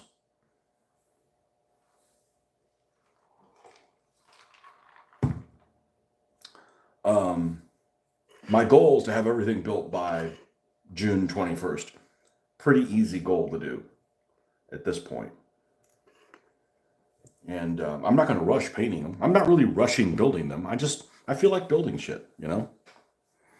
Got to get all the purchases from the show last week built before next show. There you go. You know it. You know it. Here's the reality, okay? Well, you know what my track record is. So I got a great track record compared to most people. But the reality is, if I build these and never do another damn thing with them, they were worth the money. You know, because I got entertainment, you guys got to see it. I guess. I mean, I guess it's worth it.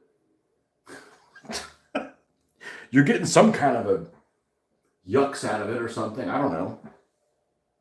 Oh, this is supposed to be a peg? Oh, this is. How did this country build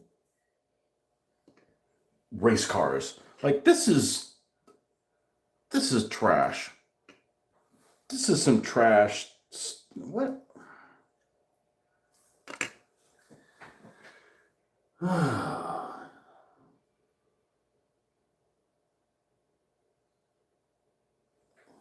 I mean, I can make it work, but this is weird.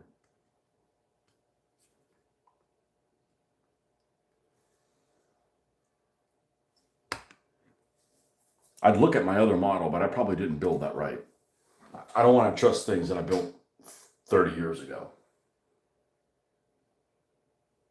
I'm like inquisitive and now, and I can like, there's like pictures and stuff that I can look at. Before we didn't have that. You know, it's like, oh, the instructions say to jump off a cliff. I guess we'll have to jump off a cliff, you know?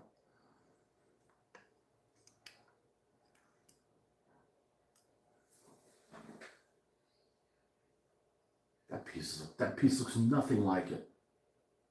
Nothing like it.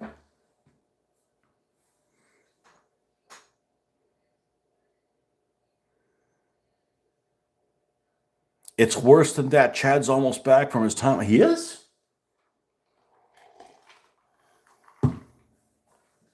Did he tell you why he's off? I figure he's got like, you know, I don't know, lawn mowing service. I don't know. Any special plans for 80th VE Day on May 8th? No. American Victory in World War II Day. You guys listen to my. Yeah, I caught part of that. He's just kidding. He's trying to get a rise out of you guys, man. The guy's got a small penis and wants to get a rise out of you guys. Don't fall for it.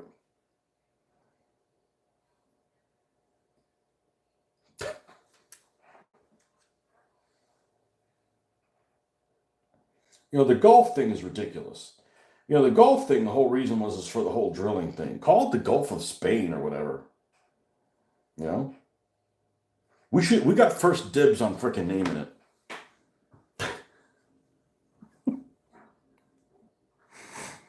Think a parade of all your World War II stuff out on the kitchen island for the grand. You know how long it would take me to put it away?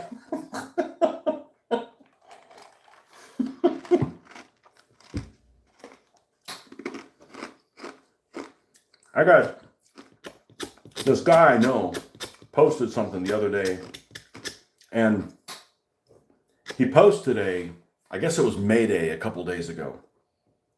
Not that I give a shit. And he posted that whole picture of the Soviets waving the flag from the Reichstag. I gotta give him hell. I gotta forget to, you know.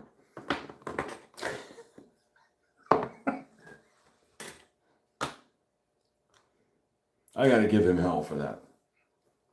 Hey, I'm glad the Nazis are gone, but those guys suck too. Doesn't mean I love building Soviet stuff, but they're assholes.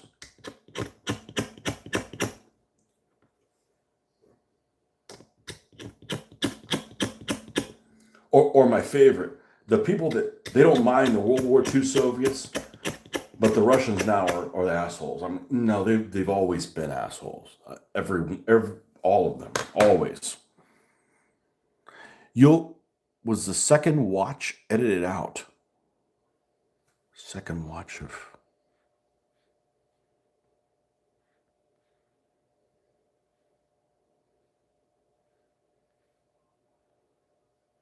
You'll be at the Gordon Highlanders Museum as there are memorial events. You still have a living veteran. Man, that's sad. There's only one guy left. But then, you forget. I mean, those guys are, they survived a war, and now they're, old. So the parade of the day, the UK parade seems to be on a Monday.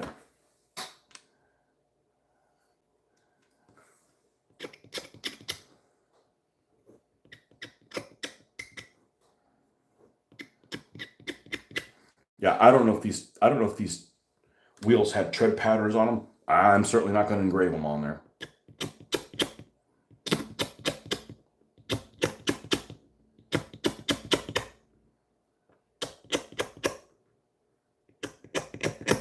I'm getting a kick out of building these things that are second and third tier models. And hopefully they'll blow you guys away.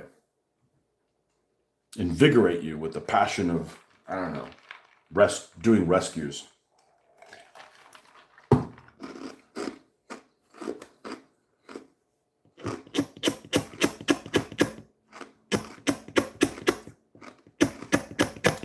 So I'm hitting Hobby Lobby this evening. I'm going to try to find some base material that's a bit thinner than what I use for basing for the plane. Because I don't want it to be like a big step up for the plane. I want it to be a little bit more subtle. Maybe I won't be able to. And I'll just go with what I have. But I'm going to use a huge chunk of it, so I don't want to be unhappy with it. With the thickness. It'll turn out fine, just with the thickness. Right now I'm leaning towards the plane just kind of like slid into first base kind of thing. Maybe a few holes in the cockpit. I'm not in the cockpit. The cockpit that's going to be hard to do right. The cockpit's fine. It's going to be popped open. It's going to be open at 90 degrees. And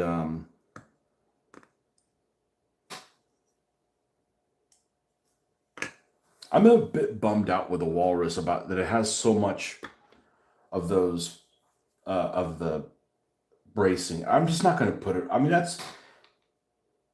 just had no intention of doing it. I had no intention of doing it, and it's got raised panel lines. So why would I put that with raised panel lines? And it's got shit interior. I mean, it's fine. It'll look good when I'm done.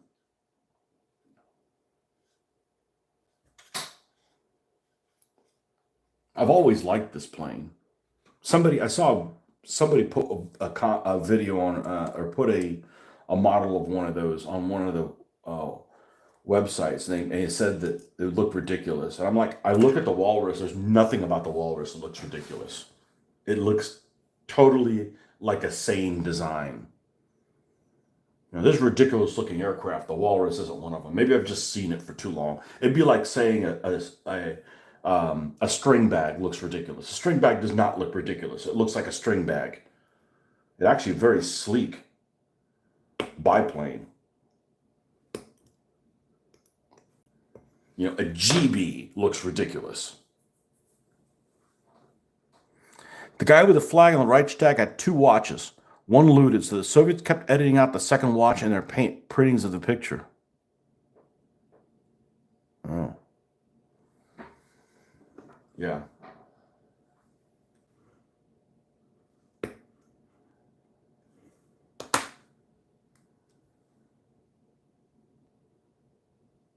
Yeah, not a fan of the commie bastards.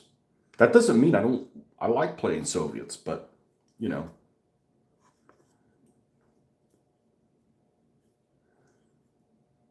You just traded one slavery for another one.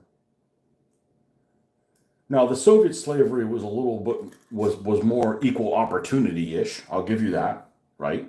Everybody was treated equally or more equally.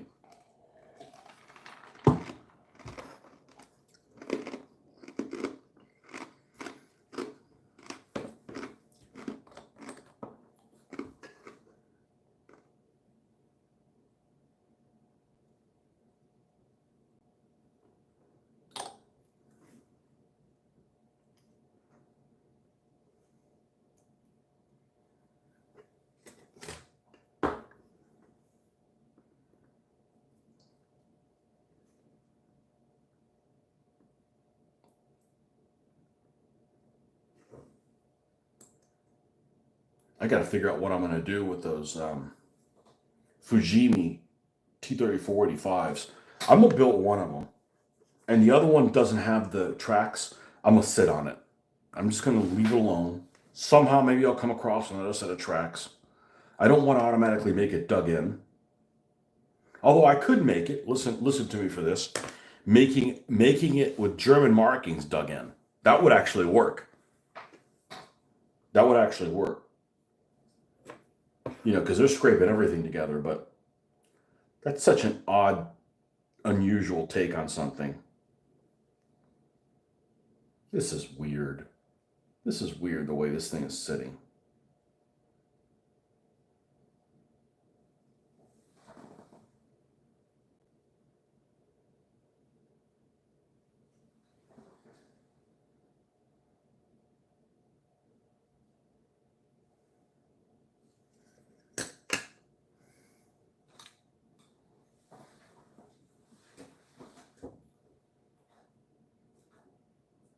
I could snap that thing off and nobody would care other than Marcus. Yeah, I'm thinking of you. There's bigger issues, like hopefully this has like the muffler on it and stuff. Like this isn't visible. You got to remember, I've painted some horrible. I mean, those trucks from those horrible trucks from BP Cast that didn't even have an undercarriage. Regardless of accuracy, like it didn't exist.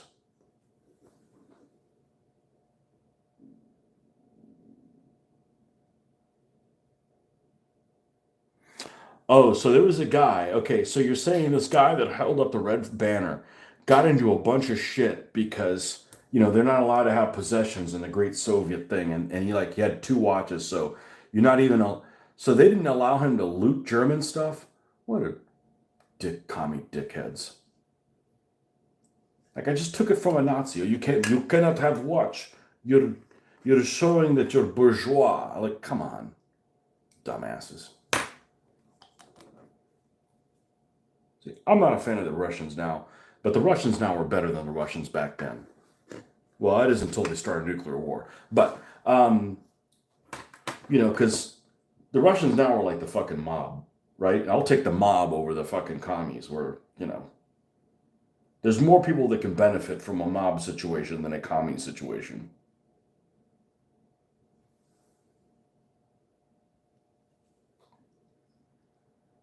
Although the Russian flag now is just silly looking. They should have gone back to the St. Andrew's Cross, or at least the naval ensign that was like what is like, it's like basically it looks like the Union Jack, but the colors are all jacked up. Like it's a red background with the St. Andrew's cross, a little red and white in the middle. I mean the white and blue in the middle. That looks good, actually. That looks really good. No, no, they went with red and blue touching each other, which is a no-no.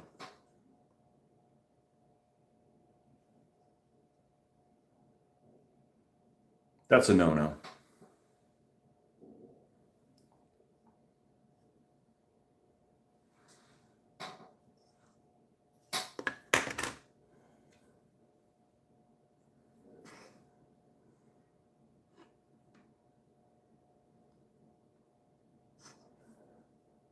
Commie bastard.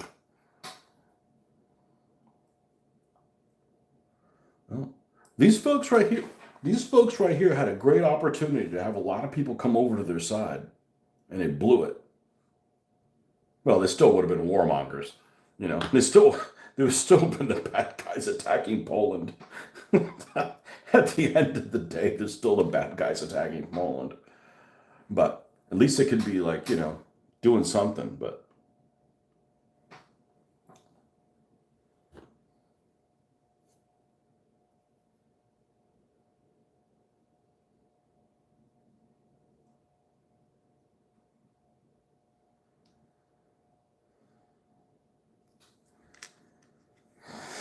they do have cool kit though.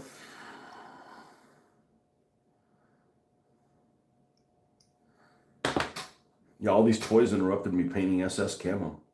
Oh well. It wasn't like I was dying to do it. We'll get back to it later.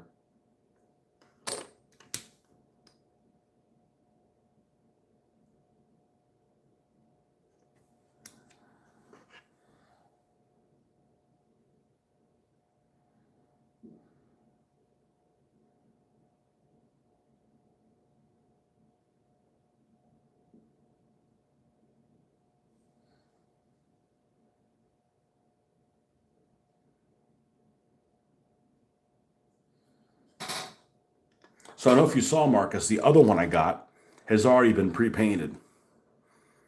So this is going to be a lot of fun, scraping off the stuff so it can glue together. Maybe I'll just super glue it. But the figures that come in here are actually pretty decent.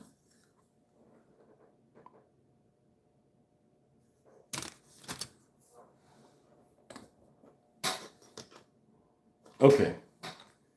Can we turn the page now? No. I'm going to put the tow hook on the back. Tow hook is piece 46.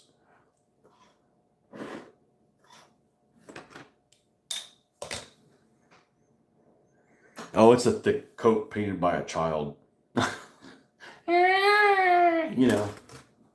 Something like that. Challenge accepted. We're here to make miracles.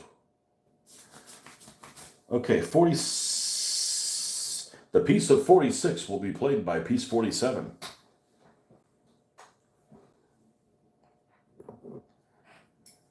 The nomenclature on all these pieces is all off.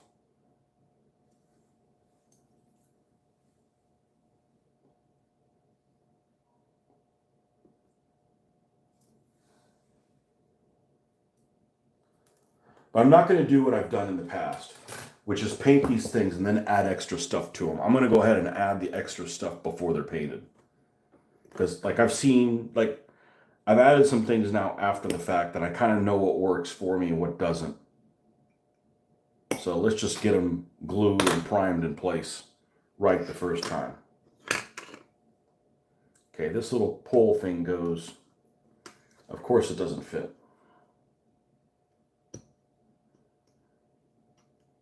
Damn you, Eshy.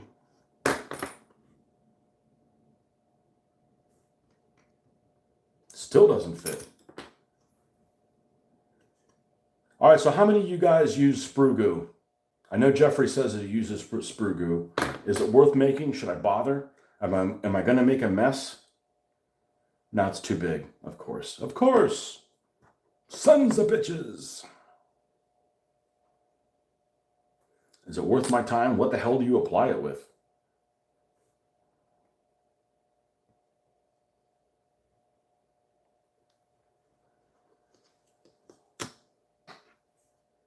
Okay. Now we flip this thing over. The asbestos-ridden instructions.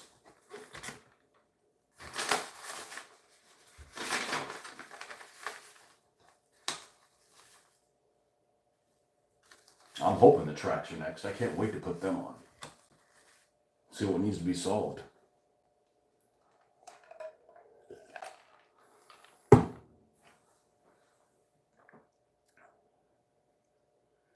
Like those teenage pregnancy posters. Mistakes into miracles.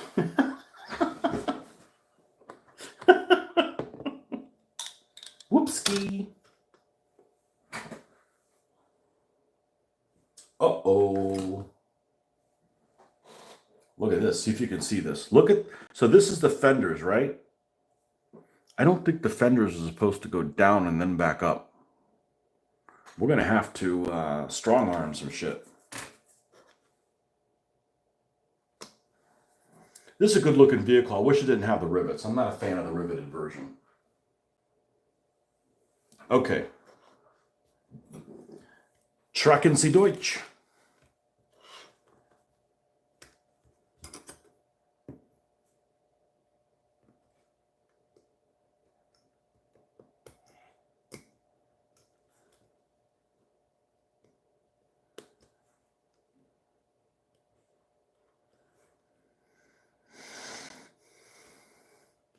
And why is that T-3485 called Volga on it? It's part of the name. The T-3485 Volga. Like, okay, they didn't fight on the Volga when they had the T-3485. That was a year before.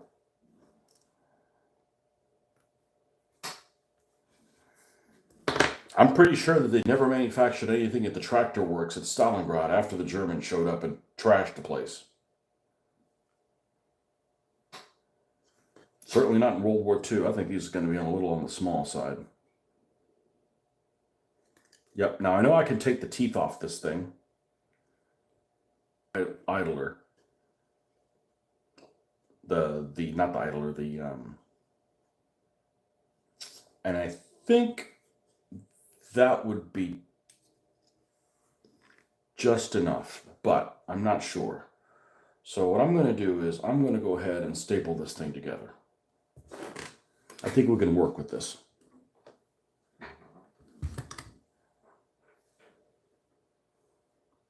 Ooh, this is an interesting challenge.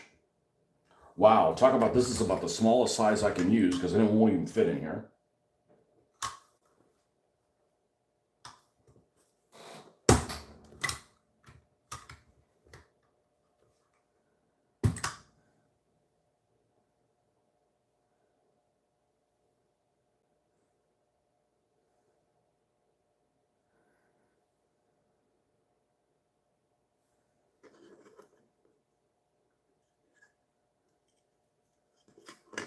I think that if I take the teeth off, it has too much slack. The 38T is called the Praga. Are these the kits with a separate link track? I wish. Yeah, I can handle either one. I'd rather have the separate link track. I can do that in my sleep now. I couldn't before. All right. So I think it's going to fit in there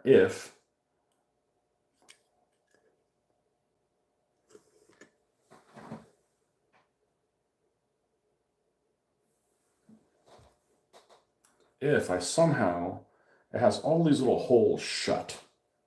So let's go over to this side and unshut some of these holes.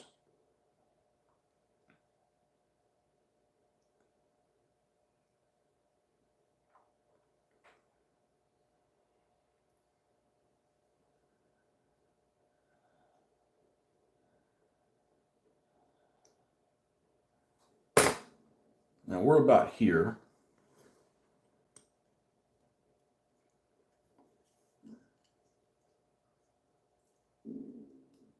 Okay, good. That pushed in. I think it's going to be about right. Bingo. Now, it's all the way up here. My other one that I had, I actually tied down with pieces of wire because it bugged me so much. I don't know that I'm going to do that, but I also don't know that I'm not going to do that because it is pretty like wild. It is pretty wild out there.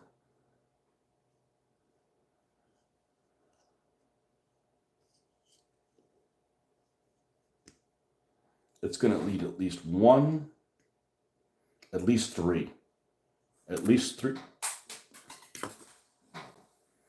Damn you, Italians.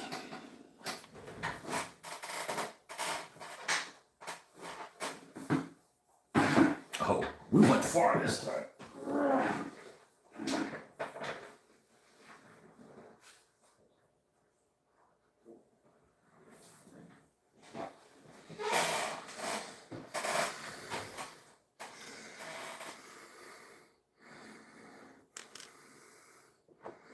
Damn you, Italians. Now, I wish it was separate link track.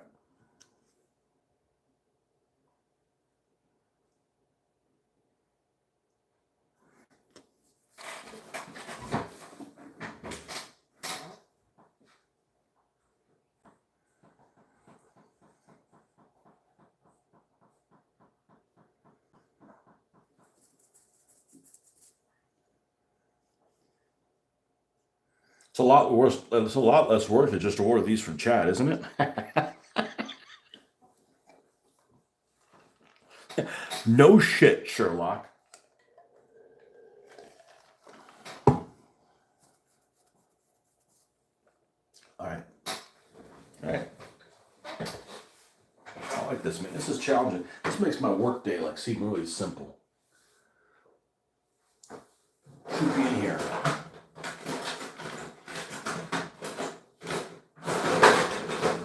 Nope. Next one down. Nope. Next one down.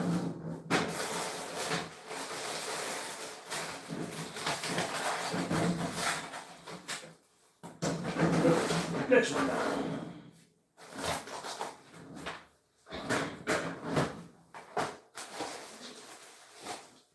Nope.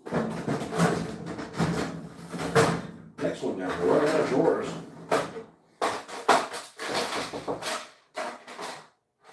Yeah, hold on a second.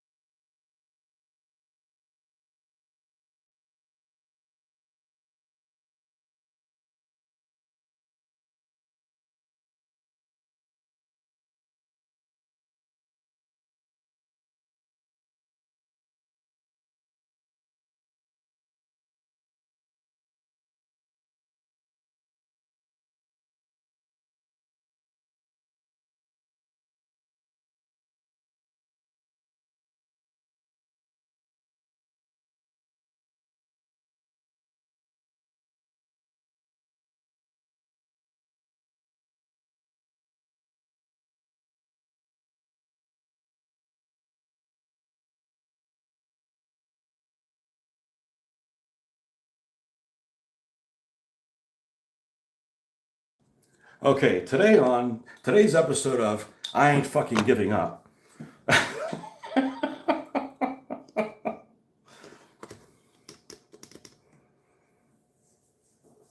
All right, here is my all-purpose thread, which hopefully this is not a mother to deal with. I've done this before. I've done this before when I had a lot less skills and a lot less patience.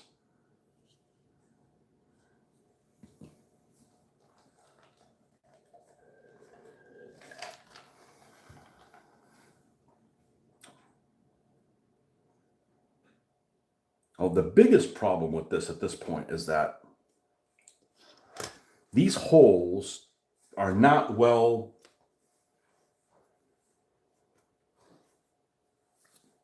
poked through.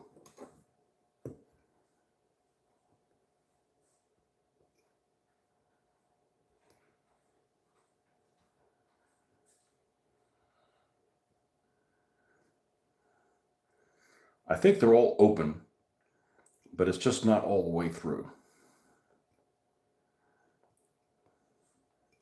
I mean, this has a huge. I mean, this looks like shit on there. This looks great. So I think it's worth it. I wouldn't rig the walrus. I don't know where to begin. I don't know. I've watched. I mean, these guys use like this thin line. I'm like, I just don't know where to begin. And I feel like I should have already like planned it beforehand. Not that I can't do it. I can do it.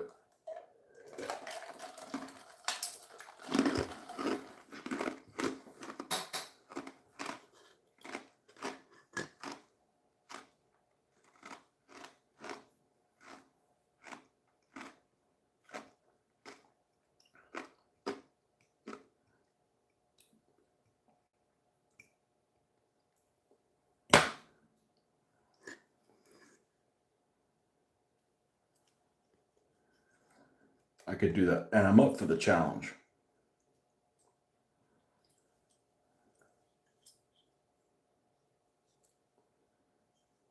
Now look at these seats, man. They're like 10mm seats. These are like stillborn Hitlerjugend size seats.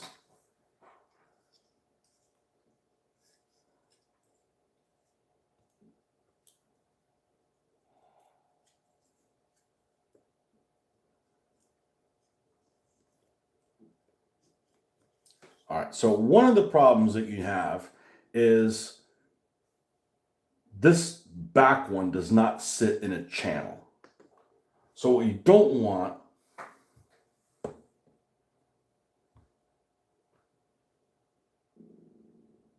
I don't know how long of this we need. What you don't want is you don't want to do all this and it slips out and you're up a creek.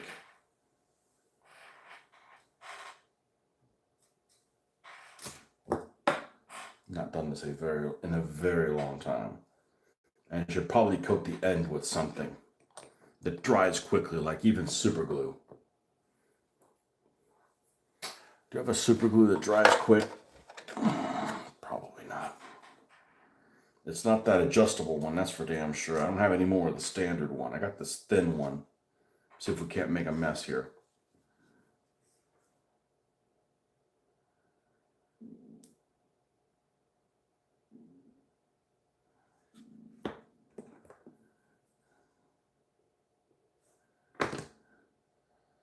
All right, now while that's drying in some form or another, let me see if I can't put a little bit of this super glue there and keep this thing from sliding. And maybe I'll regret doing this, but great. And I got some over here. I hate super glue. This stuff is waterier than a merman's tears. I just want a little piece ripped off, please, if it's not too much to ask. Actually fell in an all right place.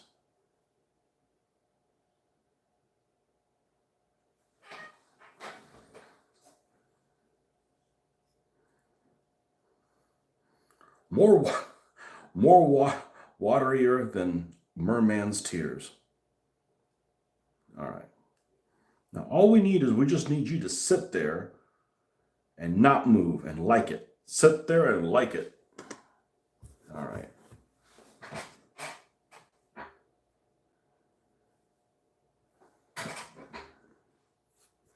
Now, I don't want to do this too many multiple times, but let me think about how I want to do this.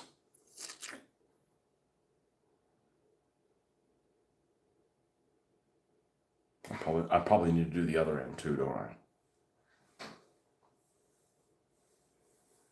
I? Here we go, the on again, off again glasses situation. Yep.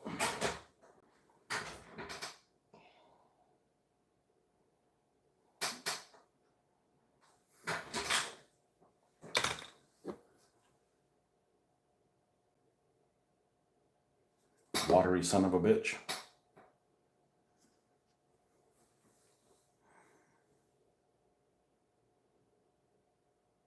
Don't start bringing me into this. You need to try that super glue accelerator one day. You know, I've never bought it. We used to have some at the hobby store that we would use. They say that baking soda, is it baking soda that works as an accelerator? I can just see the next thing you know, I'm like, I end up looking like Danny Glover in Terminator 2 at the end of Predator 2. Like, man, you like cocaine a lot, don't you? Like, you cover back in come out looking like a dust angel.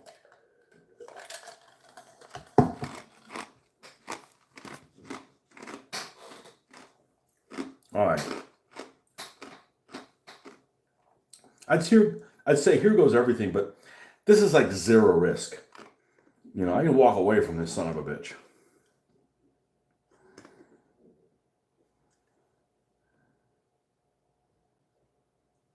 And here's the problem.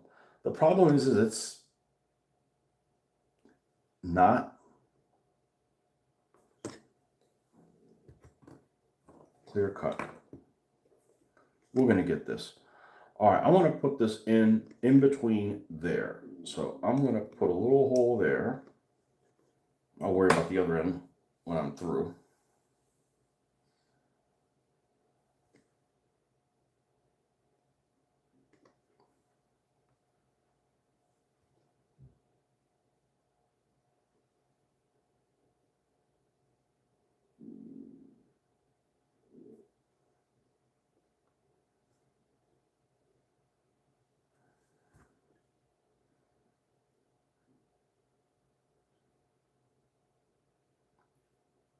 And this may be too big an ask, but it's a hell of a lot better than putting Zimmerit on something. All right, I want to go straight across, so I want to go through, say, that one. So I actually, true story, there was this huge hobby store in Miami that I went a long time ago. I had either just gotten married or just before I got married. I'm like, I want to build a Spanish galleon for the house. Close to about 15 millimeter scale.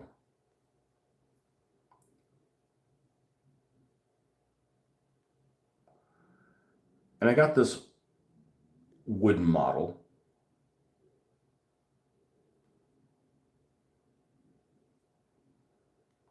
Well, we did that. Okay, so that's good. So let's bring this back down. Let's see, let's go where there's the two axles because it's going to be easier to deal with. So let's go and poke a hole, and not poke a hole, but just get rid of some of the flap of that. That should be enough. So I get this kit of the Spanish galleon called San Francisco. It doesn't really matter what the name of the galleon is, but it's 15 somethings Spanish galleon. It's all wooden pieces, and it's beautiful. It comes in this case. It's just absolutely gorgeous. You got wooden things that are stained wooden, and you got little cans that are multiple pieces that are like bronze colored, and it comes in this compartment, almost like a bento box that's like really big. everything's suborganized and everything else. And I was already doing 15 millimeter stuff back then, 15 millimeter Renaissance. It was pre-DBA, but I was already doing Renaissance stuff.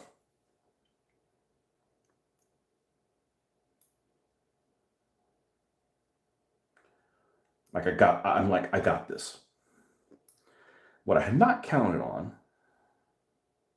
we're going to go through this one right here. What I had not counted on is how you had to assemble the hull. You had to buy a kit that basically was a frame to assemble the hull with wood glue and hold it in place with clamps. I looked at that and I'm like, I'm not going to do it. I can't, I'm not going to do it. I didn't know where to begin. Like, I might be able to do it now with the internet as a crutch. You know, I'm sure there's somebody out there in the internet that could give you some ideas to come up with a win on it, but not in 2000 or 2001. It's like $140 or something like that. Never built it. Sold it on eBay.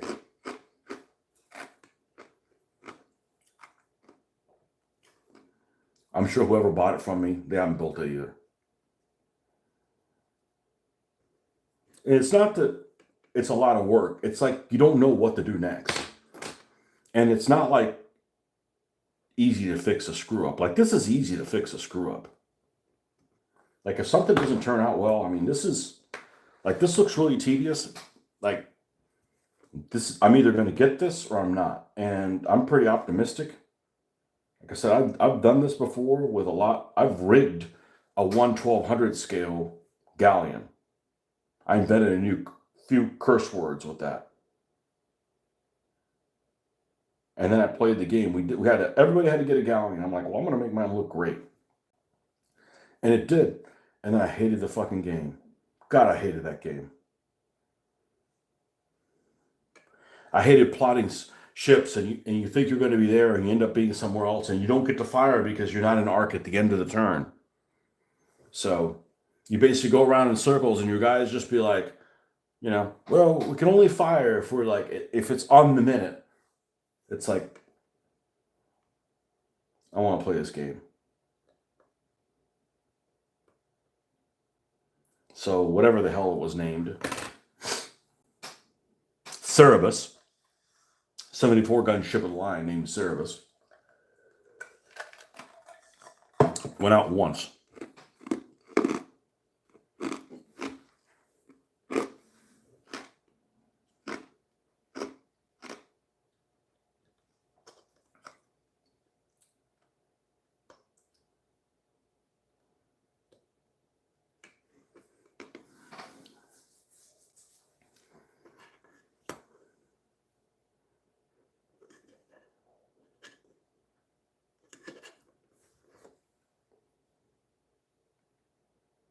At least I didn't start building it like it's half built. I mean, I got like $90 for it or something. So I didn't take a huge loss, but I did take a loss. But I did learn a lesson.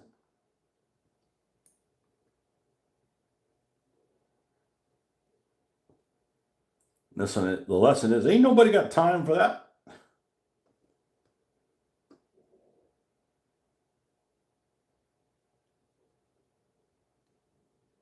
Oh man, I had it in.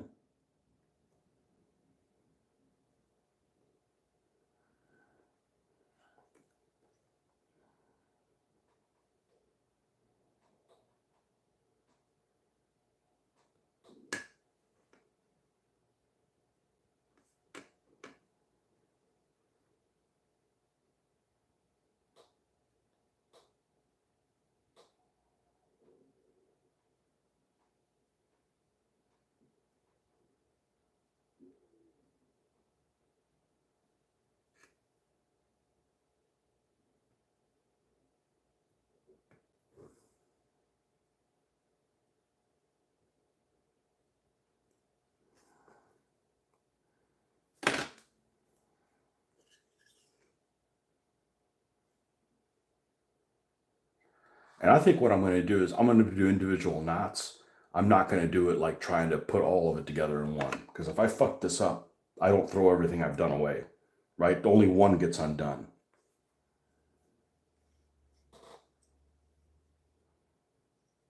Don't pull this out. Don't be a jackass.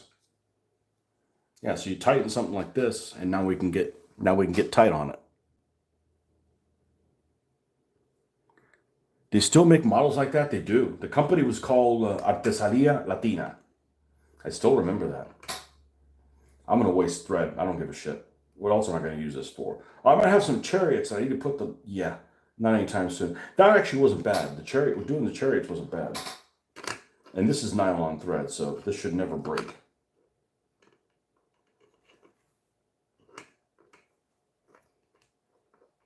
Oh, suck my dick. That's not good. How did that happen? It slacked on me, you son of a bitch. All right, let's see.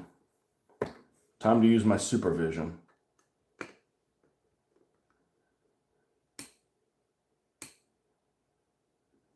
Let's see. Shit. Don't try this at home, folks. There's gotta be, I'm not a knot, I suck at knots. I'm barely better at knots than shuffling cards. Damn. How'd that happen? I figure 3 for each side, and I'm home free. Yeah, I'm not going to be able to undo that. That's what happened. I was talking at the same time I was doing this. Can't do that. This isn't regular painting.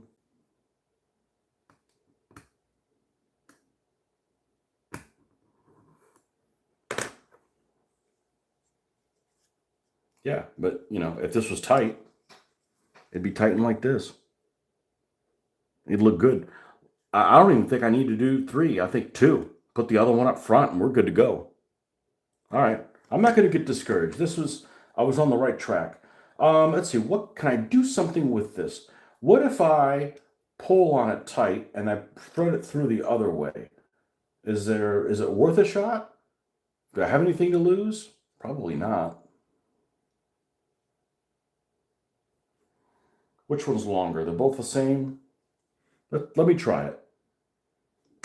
I don't care if it runs across the bottom. The bottom is going to be on a stand anyways.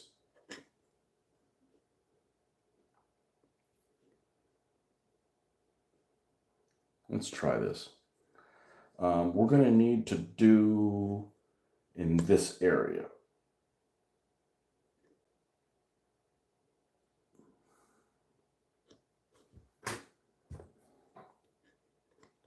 Let me try not to make a complete loss out of this. Let's see if we can salvage something.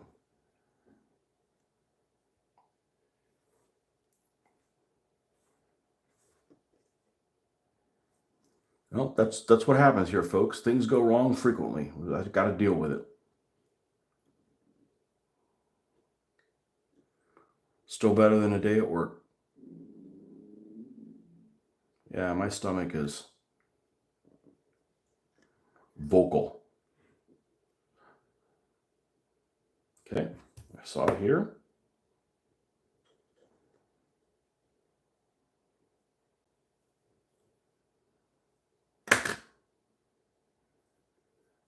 We want to go up through, say, here.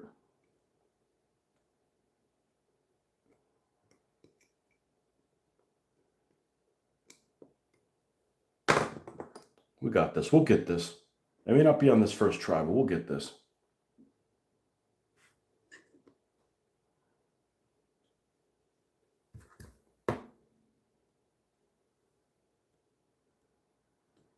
This is not what I planned on doing, but I think it'll work. Thou shalt not discourage me.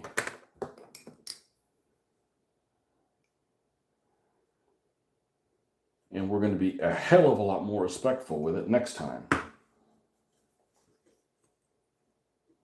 Okay, let's thread it back through. The problem actually is not the thread. It's the track that is, the holes aren't poked fully through it. It has, you know, flaps kind of. There's flash on the rubber. That's really the problem. It's not that big of a deal. I'm glad I don't know how good the super glue is doing back there, but I don't want that thing to slip out. And then we got a problem on our hands. Just put it through there. We did. Okay, cool. I got this. I got this.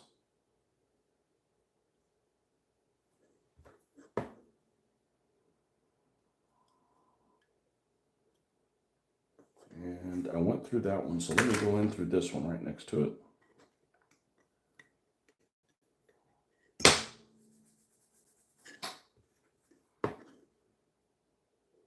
And if it takes half hour one side, I'm okay with that. The important thing is that you win. You know, it could be a battle, but you need to win.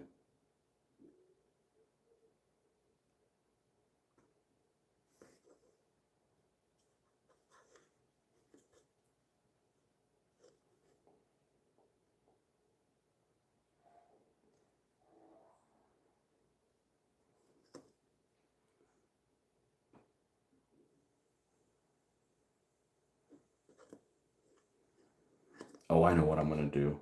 Okay. We got this. We got this.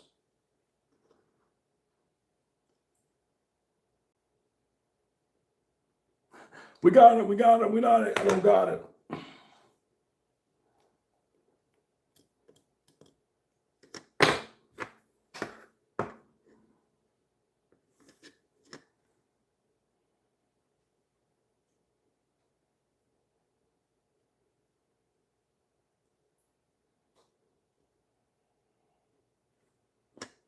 Because epoxy won't work.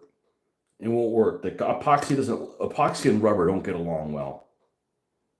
Rubber's just too damn bouncy, bouncy, fun, fun, fun, fun, fun.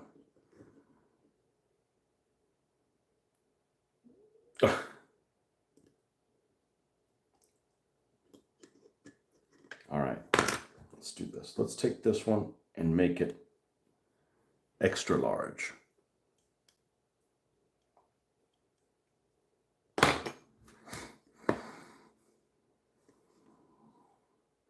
And I might have actually done it. I might actually been a benefit to have done it this way instead of like having two separate ones. But it certainly was not my intention to do it this way. Did we just go through?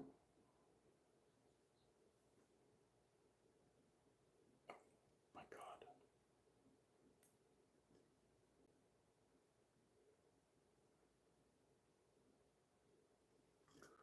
All right, now we'll tuck this in behind.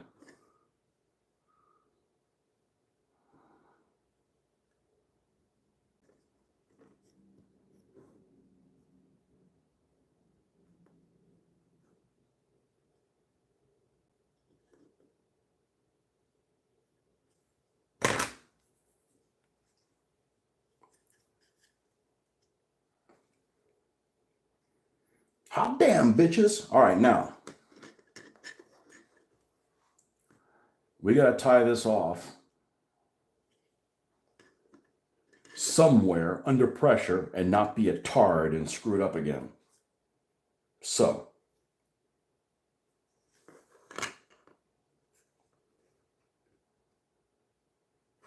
let's try this.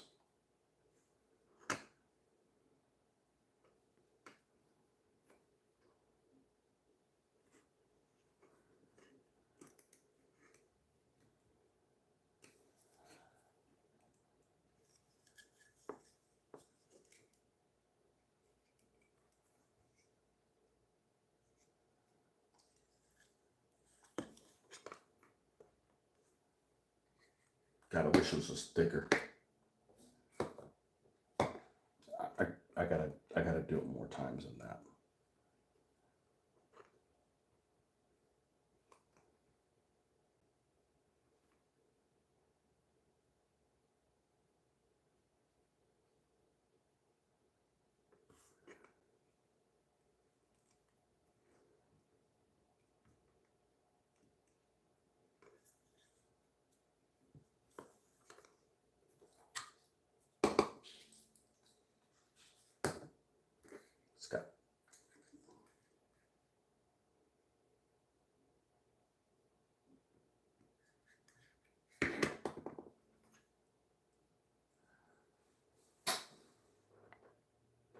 Ha!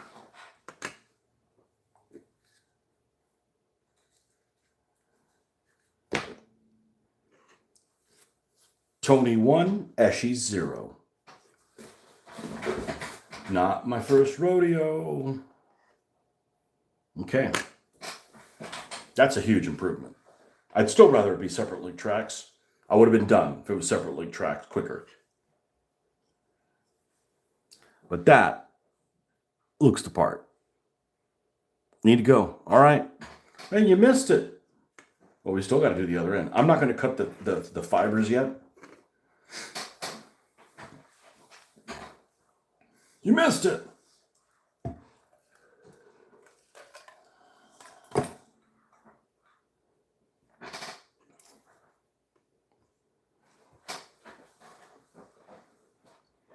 Really, the only part that was difficult was the fact that I had to, it's almost closed up. It's almost closed up on there.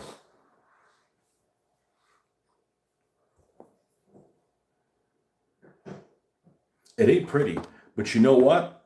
It is from the top. You can't see a fucking thing from the top. Look at that.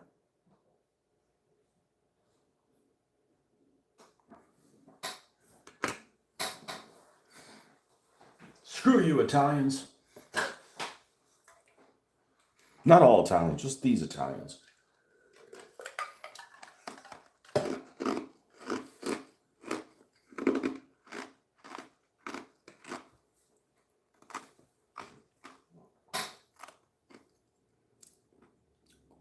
Come on, folks. Are you not entertained?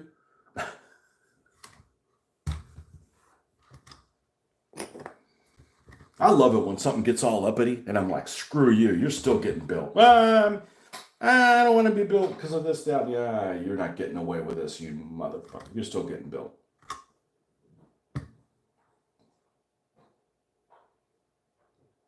Like that dice that doesn't want you to use it in the game. It keeps rolling like crap for you. Screw you, die. You're still good. You're not getting a day off. No siesta for you.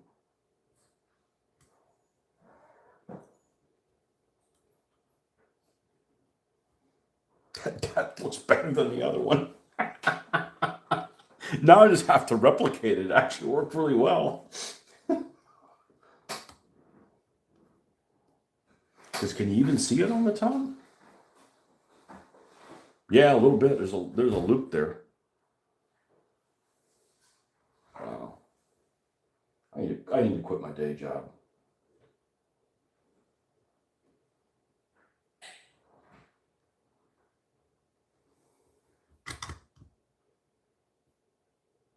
I don't mind things taking a while to do, as long as you're successful in the end. That's why I can't do computer stuff. Because it's like, nothing to show for it, nothing to show for it, nothing to show for it. Like, I'm out.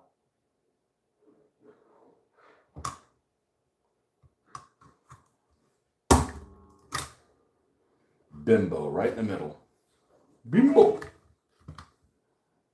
Hi, babe. Hey, hold up.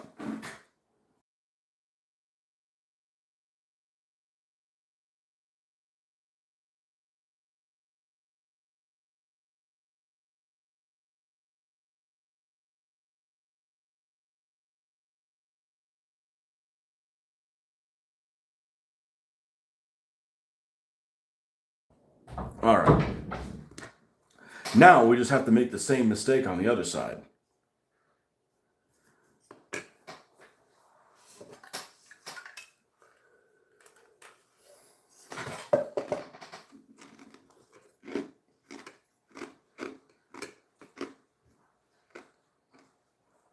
So we're going to do the same thing. We're going to enlarge some of these. I don't want to enlarge every hole. That takes forever.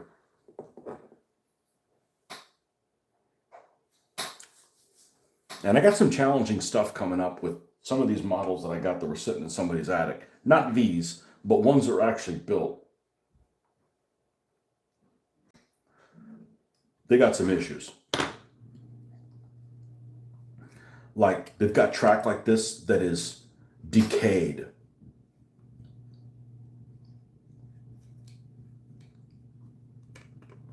It has completely decayed and is falling apart. So I need to put them on stands. I need to put them on stands quick. And probably paint them already on the stand so I don't lose what's left of the track. All right, so now we've got... No, you know, I like this thing about where it was. But this staple here in the middle. Grapa is how you would say it in Spanish, staple. Isn't that a drink? You don't want to drink a grappa. That's a staple. All right, I got to use the little boy's room, and I'll be right back.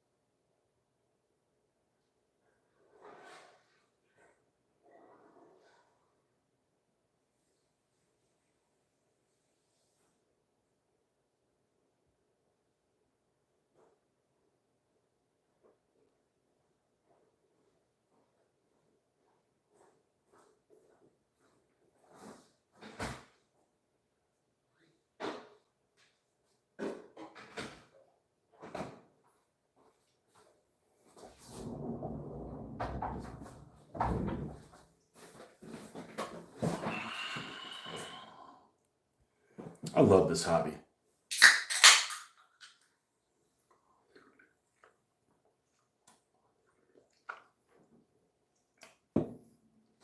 When have I got angry in this hobby? With a fucking airbrush. Not this. I can control this. Airbrush is... That's a whole other level of difficulty.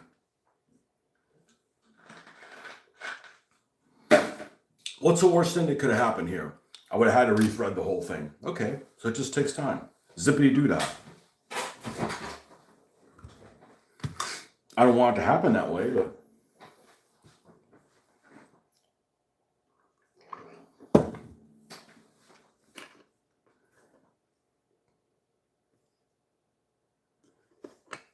Damn. Sorry I put you guys to sleep. All right, same thing. Let's cut out, in case we have another disaster, let's cut out a piece that's long enough. That's the wrong place for this thing to be here. I'm excruciatingly right-handed. That's bound to be a problem. So let's come all the way to the end. I'm actually surprised that the super glue worked as well as it did. But this is a slippery, watery son of a bitch.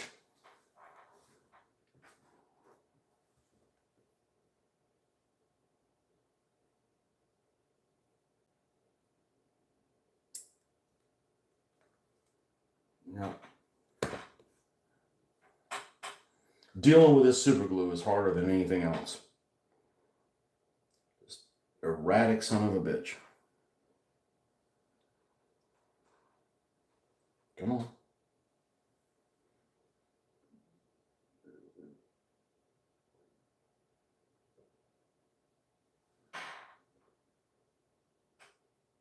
And now it's down there. Lovely. All right. Let's let this dry a moment. This liquid gel control, the only reason I got it is it came in a pack with the regular one and the gel one. I just never buy it as gel again. It's too thin. Way too thin. It's like waterier than water.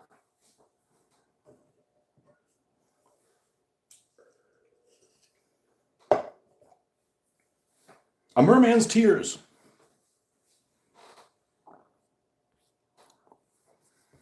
All right. Let's start planning where we're going to put these holes in. Oh, and of course I forgot to do this. All right, well, I'm not going to use that watery ass super glue. It's a son of a bitch. Let's put some here. I wish epoxy came out like that. Oh, now we unglued the whole, we unpoked the whole thing. We unpoked the bear. I don't mind that it's going through a tooth. It adds some purchase to it. Okay.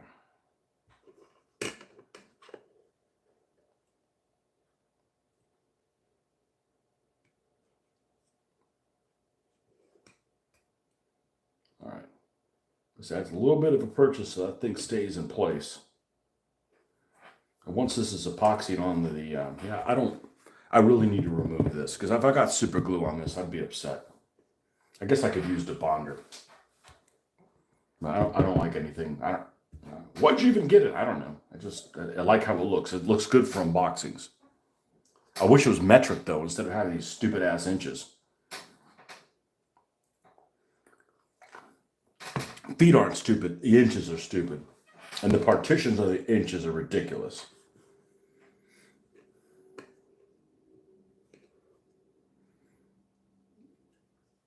All right. So let's see if I can construct again how I started this.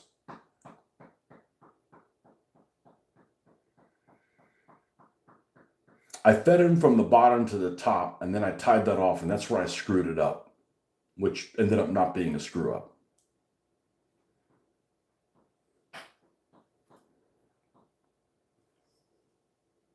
Okay.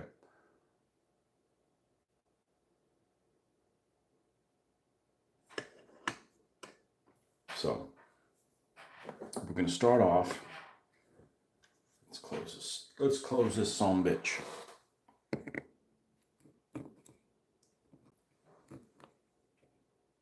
This thing's still dripping. All right. Before this gets on anything, there. I'd just throw that shit away. It's a disaster waiting to happen. Man, is it hard to thread that stuff on there? That looks really hard. I said it's easy compared to dealing with drippy ass super glue. All right, where is this? All right. We're going to go in.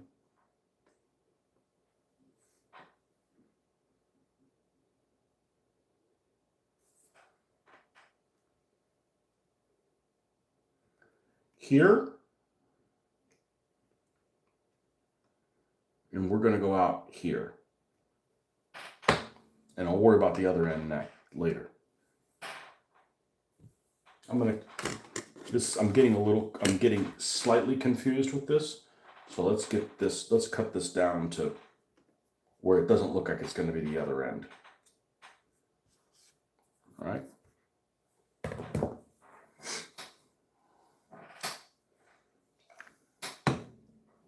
All right.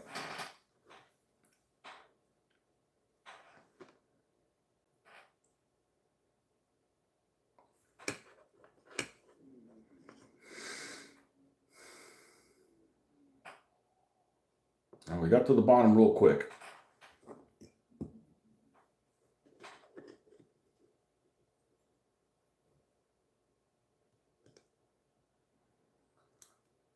We want to go in this one.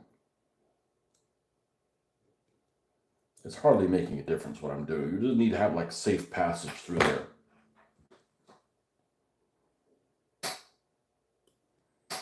Is the other one the same way?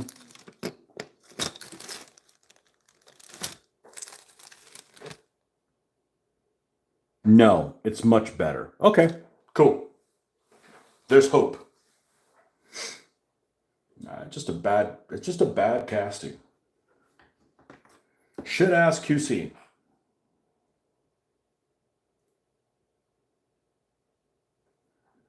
All right, so we're going to take this little guy.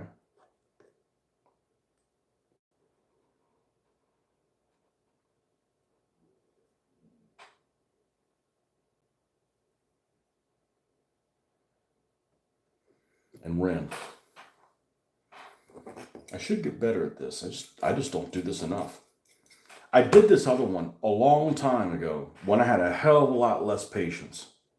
And I was able to kick that thing's ass. So, all right, I'm going to leave a fair amount of this out. This does not need to be here. Okay, and then we're going to take this and we're going to go back right through right next to it.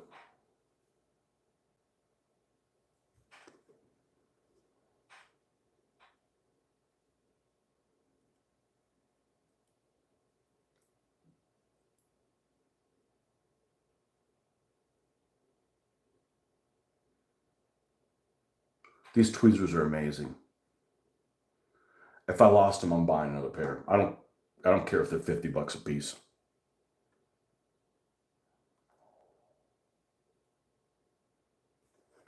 Okay, let's make sure this is open there. I don't have any.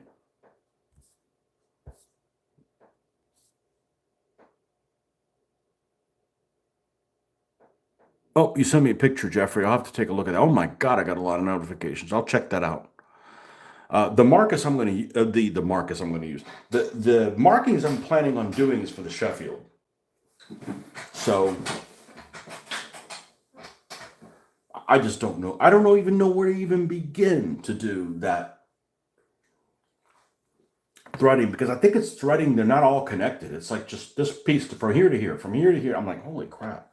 I had to have like maybe planned that and like built only like half of the wing on the bottom, because all those wings are two pieces, and only build like the wing on the bottom and somehow tie it off, and then do that through all of them. And then when that's done, then put the top of the wing. I'm like,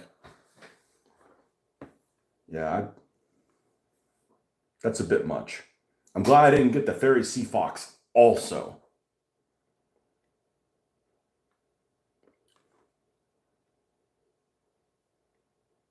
But it's a shame because I like the way all those planes looked. I mean, they're cool.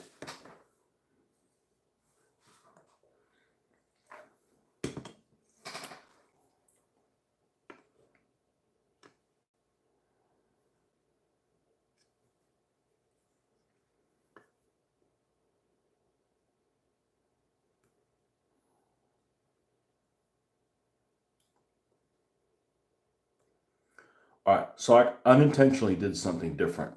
And the area that I did of super glue is a lot bigger. So it's more, I have a more erect part, to use a poor terminology for that, of to thread through. That was actually really easy. Now, let's see if I don't botch this like I did the last one.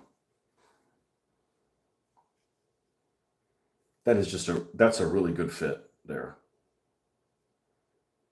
That's a really good fit. And I think that's what I'm going to do. I'm going to go all the way across the bottom and then come back up across the top.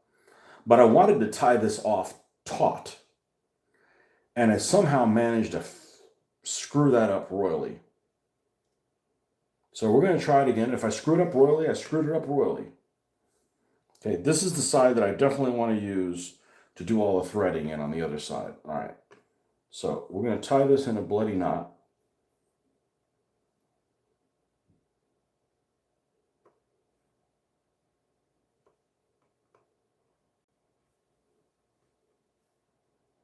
Now, I got to make sure this is tight as shit. So here we go.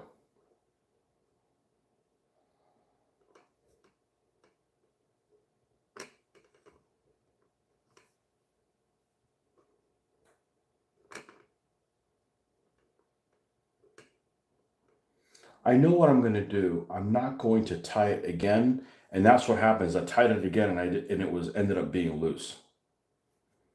So I think I'm going to put one knot in there. I'm going to leave it alone like that.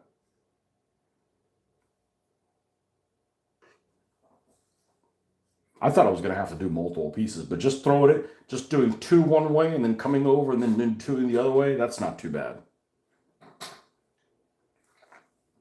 So I'm going to thread this in and then back up, and we should be good to go. It'll be as good as the other side.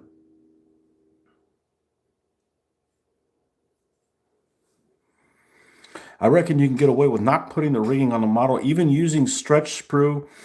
It's so out of scale. At 1/72, the wires would not be visible using the War Games 3-foot rule.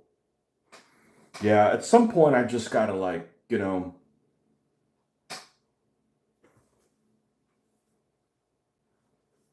Did I thread the wrong side in? I may have done that. Oh well, shit happens. Shit continues to happen. Let's see if I can fix that now, because I can make this the long side. Which side do I like better? This one. Yeah, I may have to invoke the Wargamers 3-foot rule that I never invoke.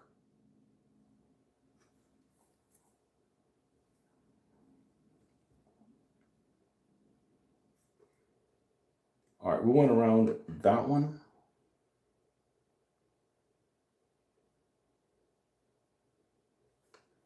Let's open this up.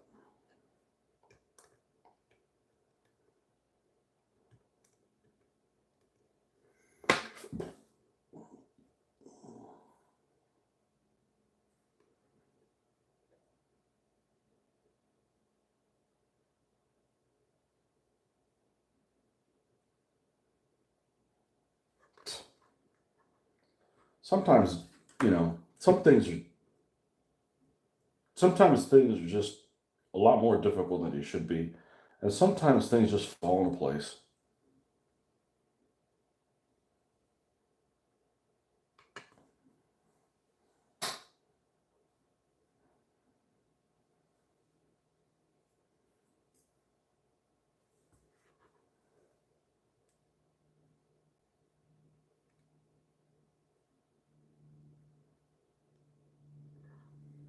Christ, this is quick.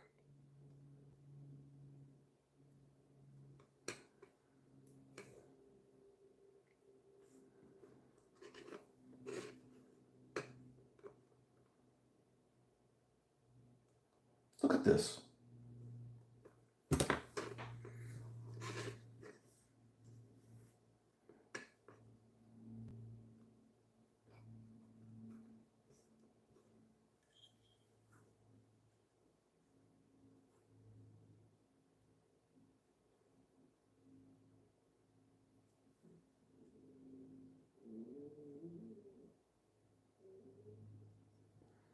And this is a hell of a lot easier than dealing with the skiff photo etch. That is a pain in the ass. That is a royal pain in the ass because of how you have to glue it. There's no surface to glue it on. Now, let's try this. What if I tie these two together?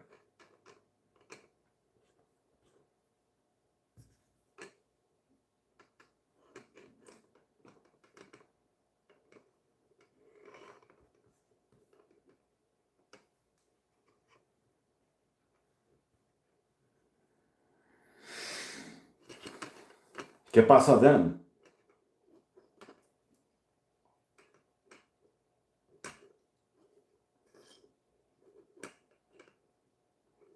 Okay, the problem is if it becomes loose. So, where are those two parts? What if...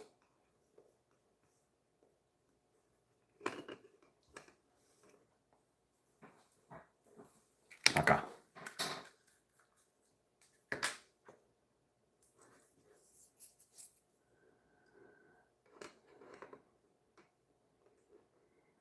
Or I need to use the motherfucker, don't I? All right, it's okay. We have a platform. We have the motherfucking platform for the motherfucking super glue. We're gonna put it there, even though the side is all covered in it. All right, where's my needles?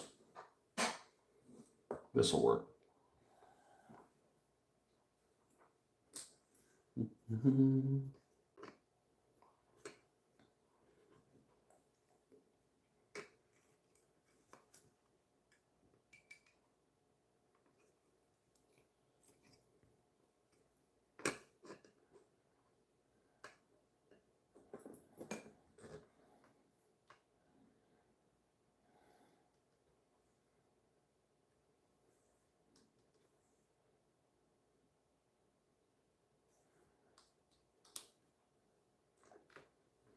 And we're going to tie a knot again, but we need that held in place. What happens if I let go? It doesn't move. Banzai.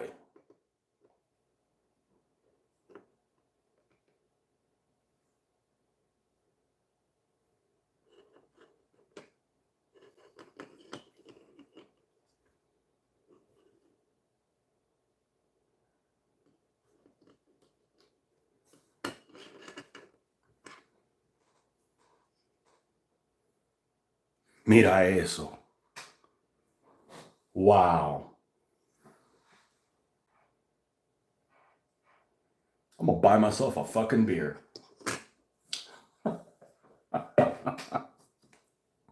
That was a lot easier than the other side. All right. Where's some more rubber band tracks? What is the... Oh, the Shermans don't need it at all.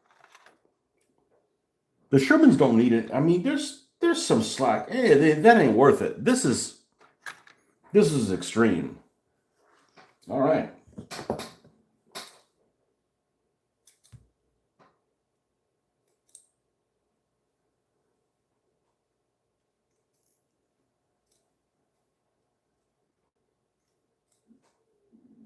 The funny thing is I suck at stuff like carpentry.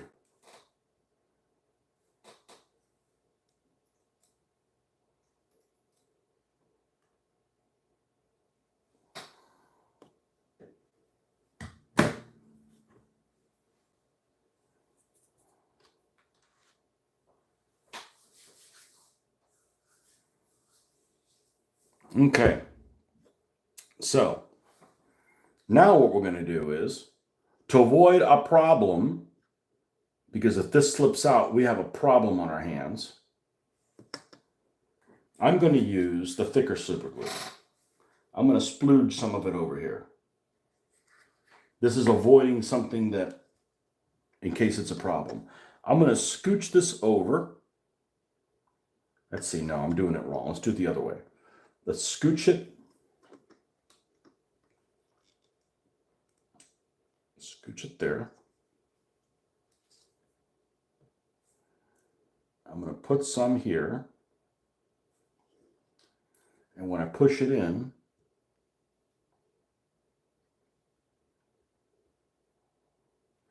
now we will have this riding on some super glue. I'm going to do the same thing on the other end, and we're going to leave this the fuck alone. Okay, so we're going to come up here.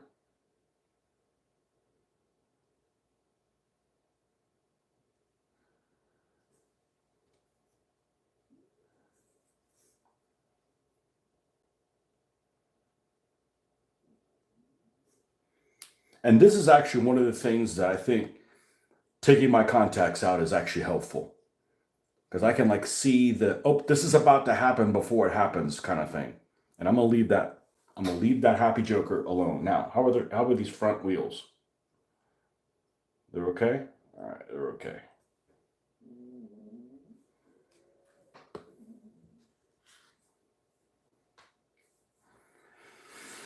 All right.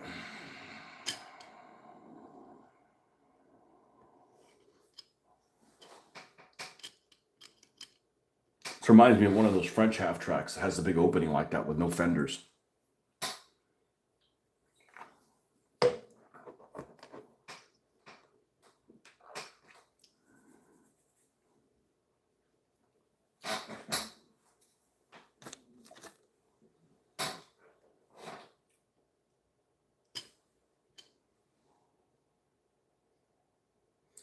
Okay, now you guys know what to do with them funky ass tracks, how to fix them.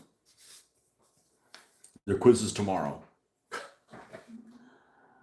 All right, now I got to deal with fenders that might be warped. So where is, here, these things look like they are wonkish.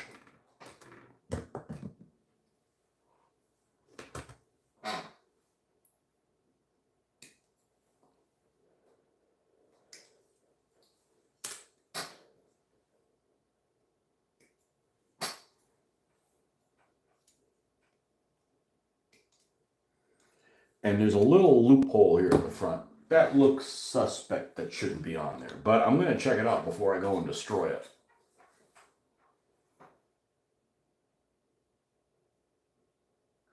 No, that's where the freaking headlamp is supposed to go? Well, that's precarious as hell. Okay. Well.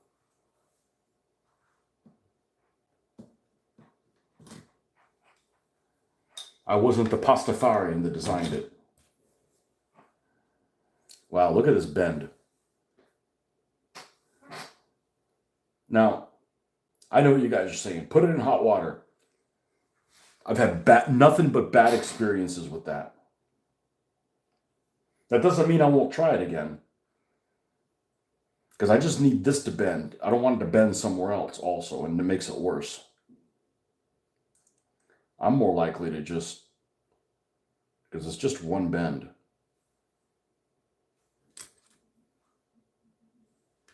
This must have been sitting in an attic. It got so hot, and something was crimping that thing. I mean, it probably got to 130 degrees, something like that in the attic.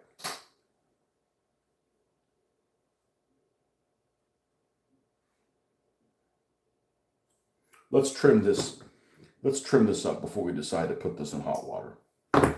And I'll try it in hot water. Maybe.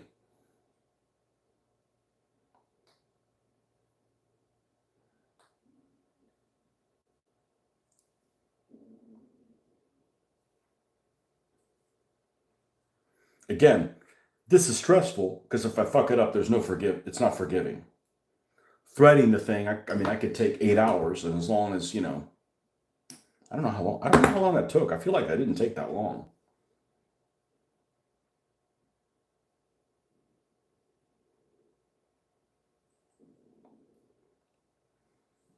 Now, these have some decent locator holes for them. Let me just take a look at this. I may not need to.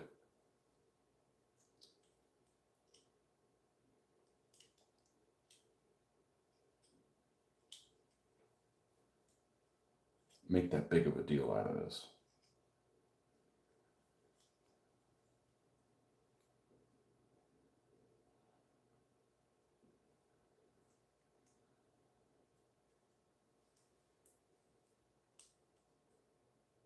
I don't think I have to bend it back.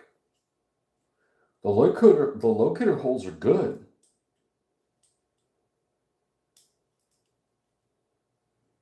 I'm not going to risk putting it in hot water and fucking something up.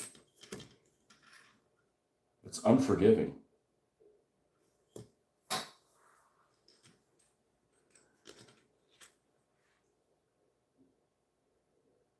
Honestly, a hairdryer would probably work better. But it's going to put a little bit under pressure. This thing won't ever have to flex back. Not really doing anything, is it? All right, let's clean this thing up. That's good. The whole positioning on it is good.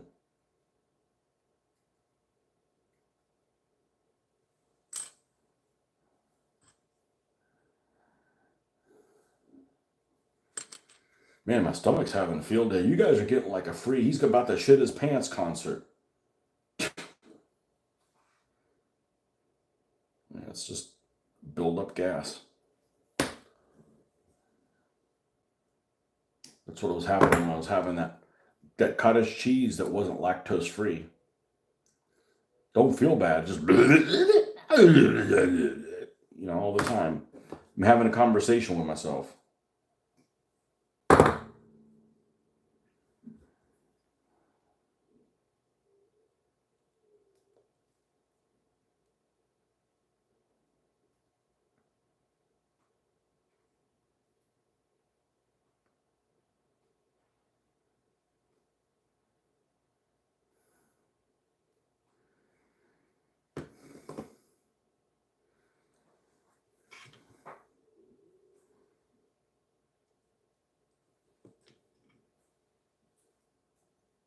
See if it's the same case over on this side. The reality is if I broke it here, I could fix it easier than, I got one thing of plastic that I put in hot water and it shrank it. And I can't fix that. I can't fix something shrinking.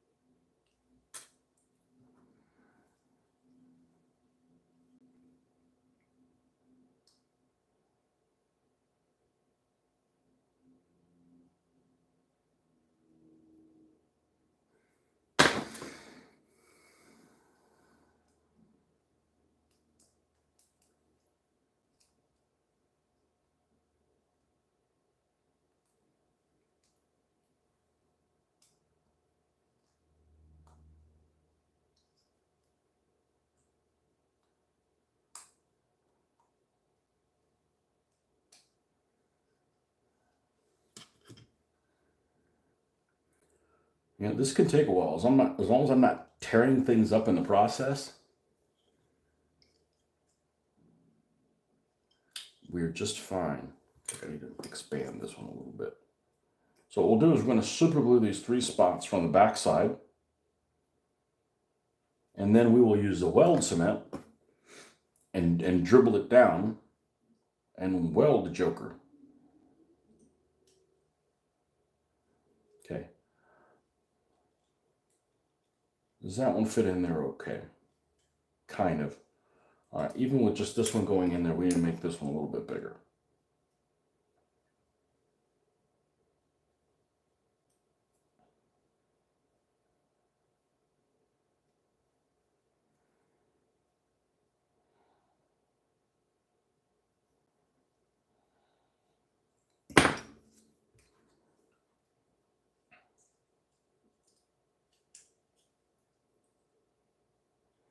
And then that one goes in. And then that one goes in. And because it's not a 3-piece hull, I can put some pressures on this that I normally wouldn't be able to put on a 3-piece hull.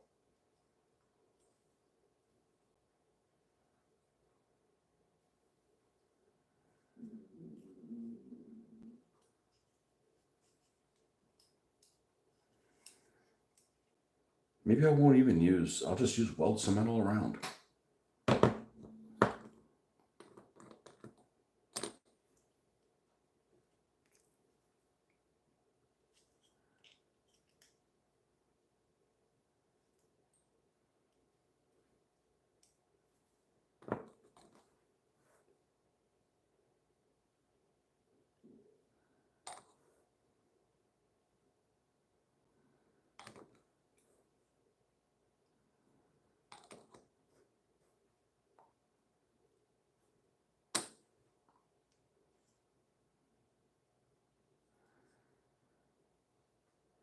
It's a Fiat. These Italian things are Fiats. Fix it again, Tony.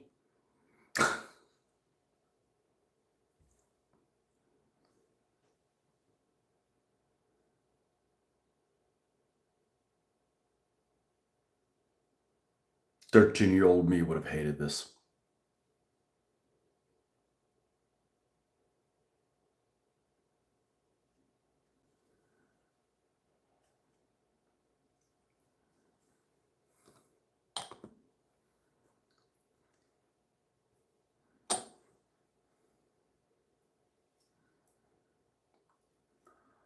I remembered I built a Panther, and it must have been an Eschi model. It must have been an Eschi Aurora something model. And it came in a plastic bag. I think it came in a plastic bag. It might have come in a blister. I don't think it came in a box. And it was a Panther. And the bottom hull was 3 pieces, at least. In the center section and the 2 sides. And 2 sides, not only did they have all the pressure of the tracks were going to be on them and was going to warp them and it was going to put extra stresses on it. But not only did it have all that, but the two sides were warped. So they weren't straight. They were like canoes. And, you know, I didn't have super glue. I didn't have tweezers. I didn't have all the stuff that I have now, where it's like, you know, screw you, you're going to get built. I never was able to put that Panther together. And it was molded in tan. And it was 1/72nd or 1/76. It's probably an Aurora kit.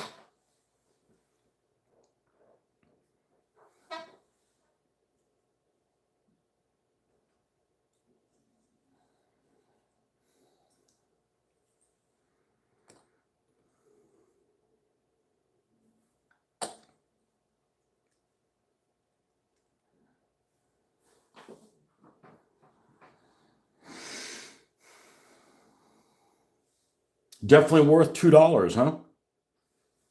You're getting a lot of entertainment for $2. I want my $2.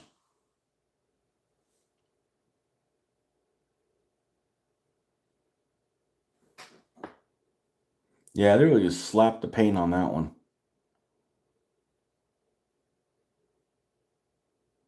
Oh well.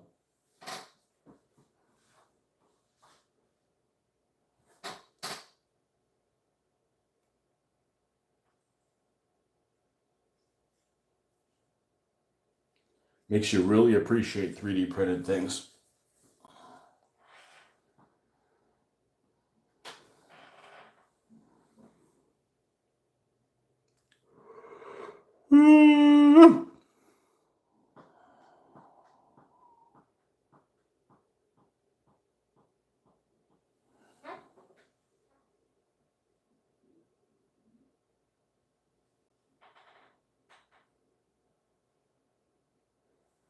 Well, that bloody tire is going to fall off again.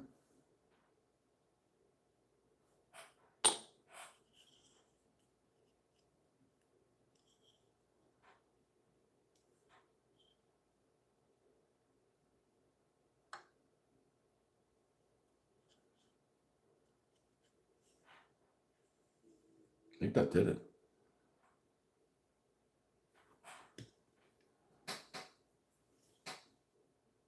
That looks really good. That looks really, really good. So rubber tracks aren't a problem if you can do that. If you can get that kind of result.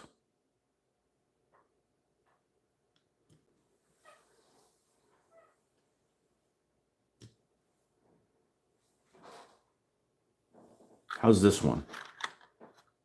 Oh, that's the one I'm going to have to glue on top. Okay. Yeah, well, okay, that was probably useful to do the other one. Those don't have holes in the middle. I may have to drill holes in the tracks. Big enough to thread some of the stuff through there. All right, let's do the other side. Make sure the fit and finish is on here.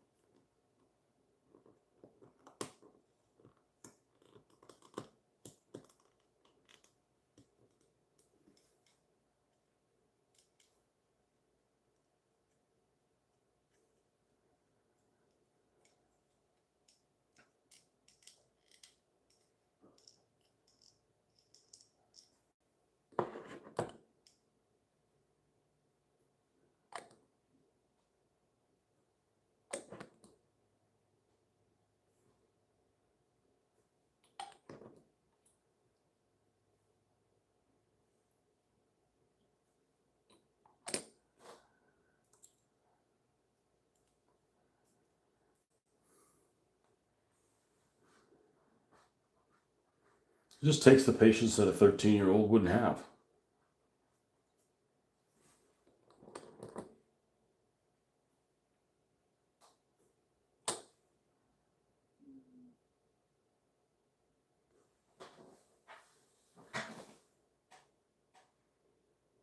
Combat weight 8.9 tons.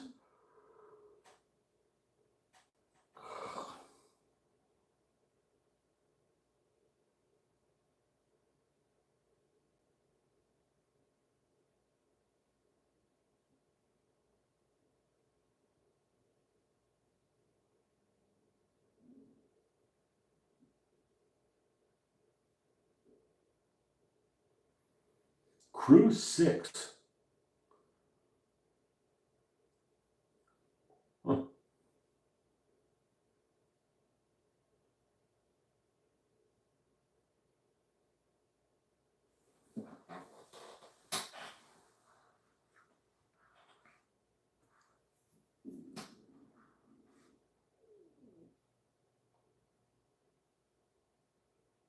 I got rubber bands I could put on there, but rubber bands end up putting pressure on things they don't need to put pressure on. And then it creates other issues for you.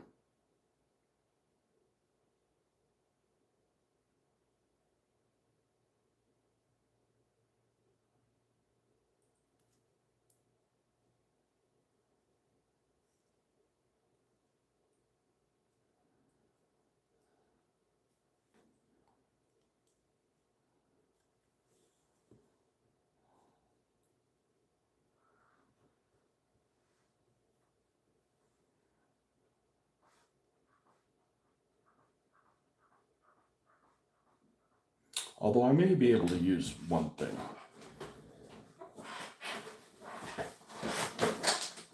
If I can find them. I think I know where they're at.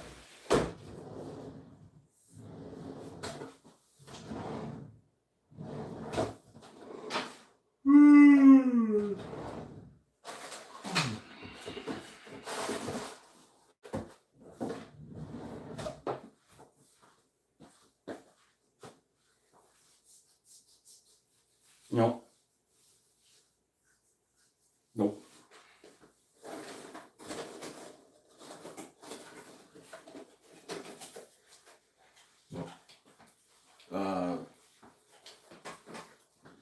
Pipe cleaners. I do have some pipe cleaners here. So you can tighten things down and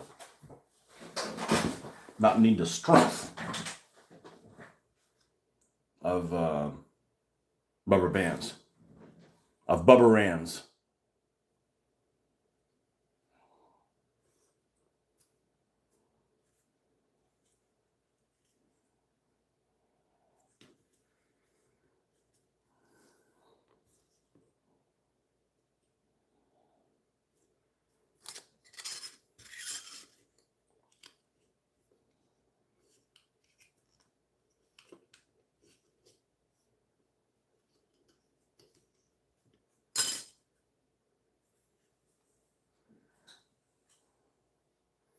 And I did not risk putting this in hot water and something catastrophic happened after I kicked this track thing in the ass.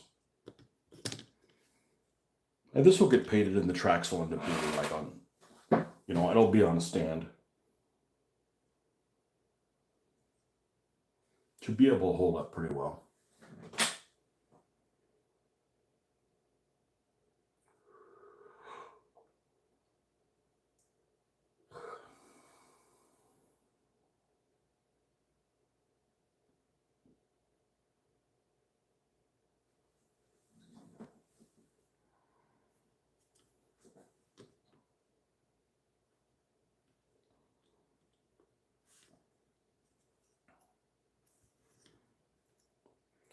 All right, well, we're going to wrap this one up.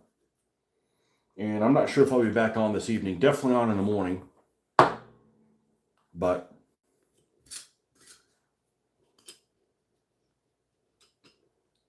this has worked really well. This has worked really well. All right, folks, well, we'll see you guys on the next one. Bye-bye.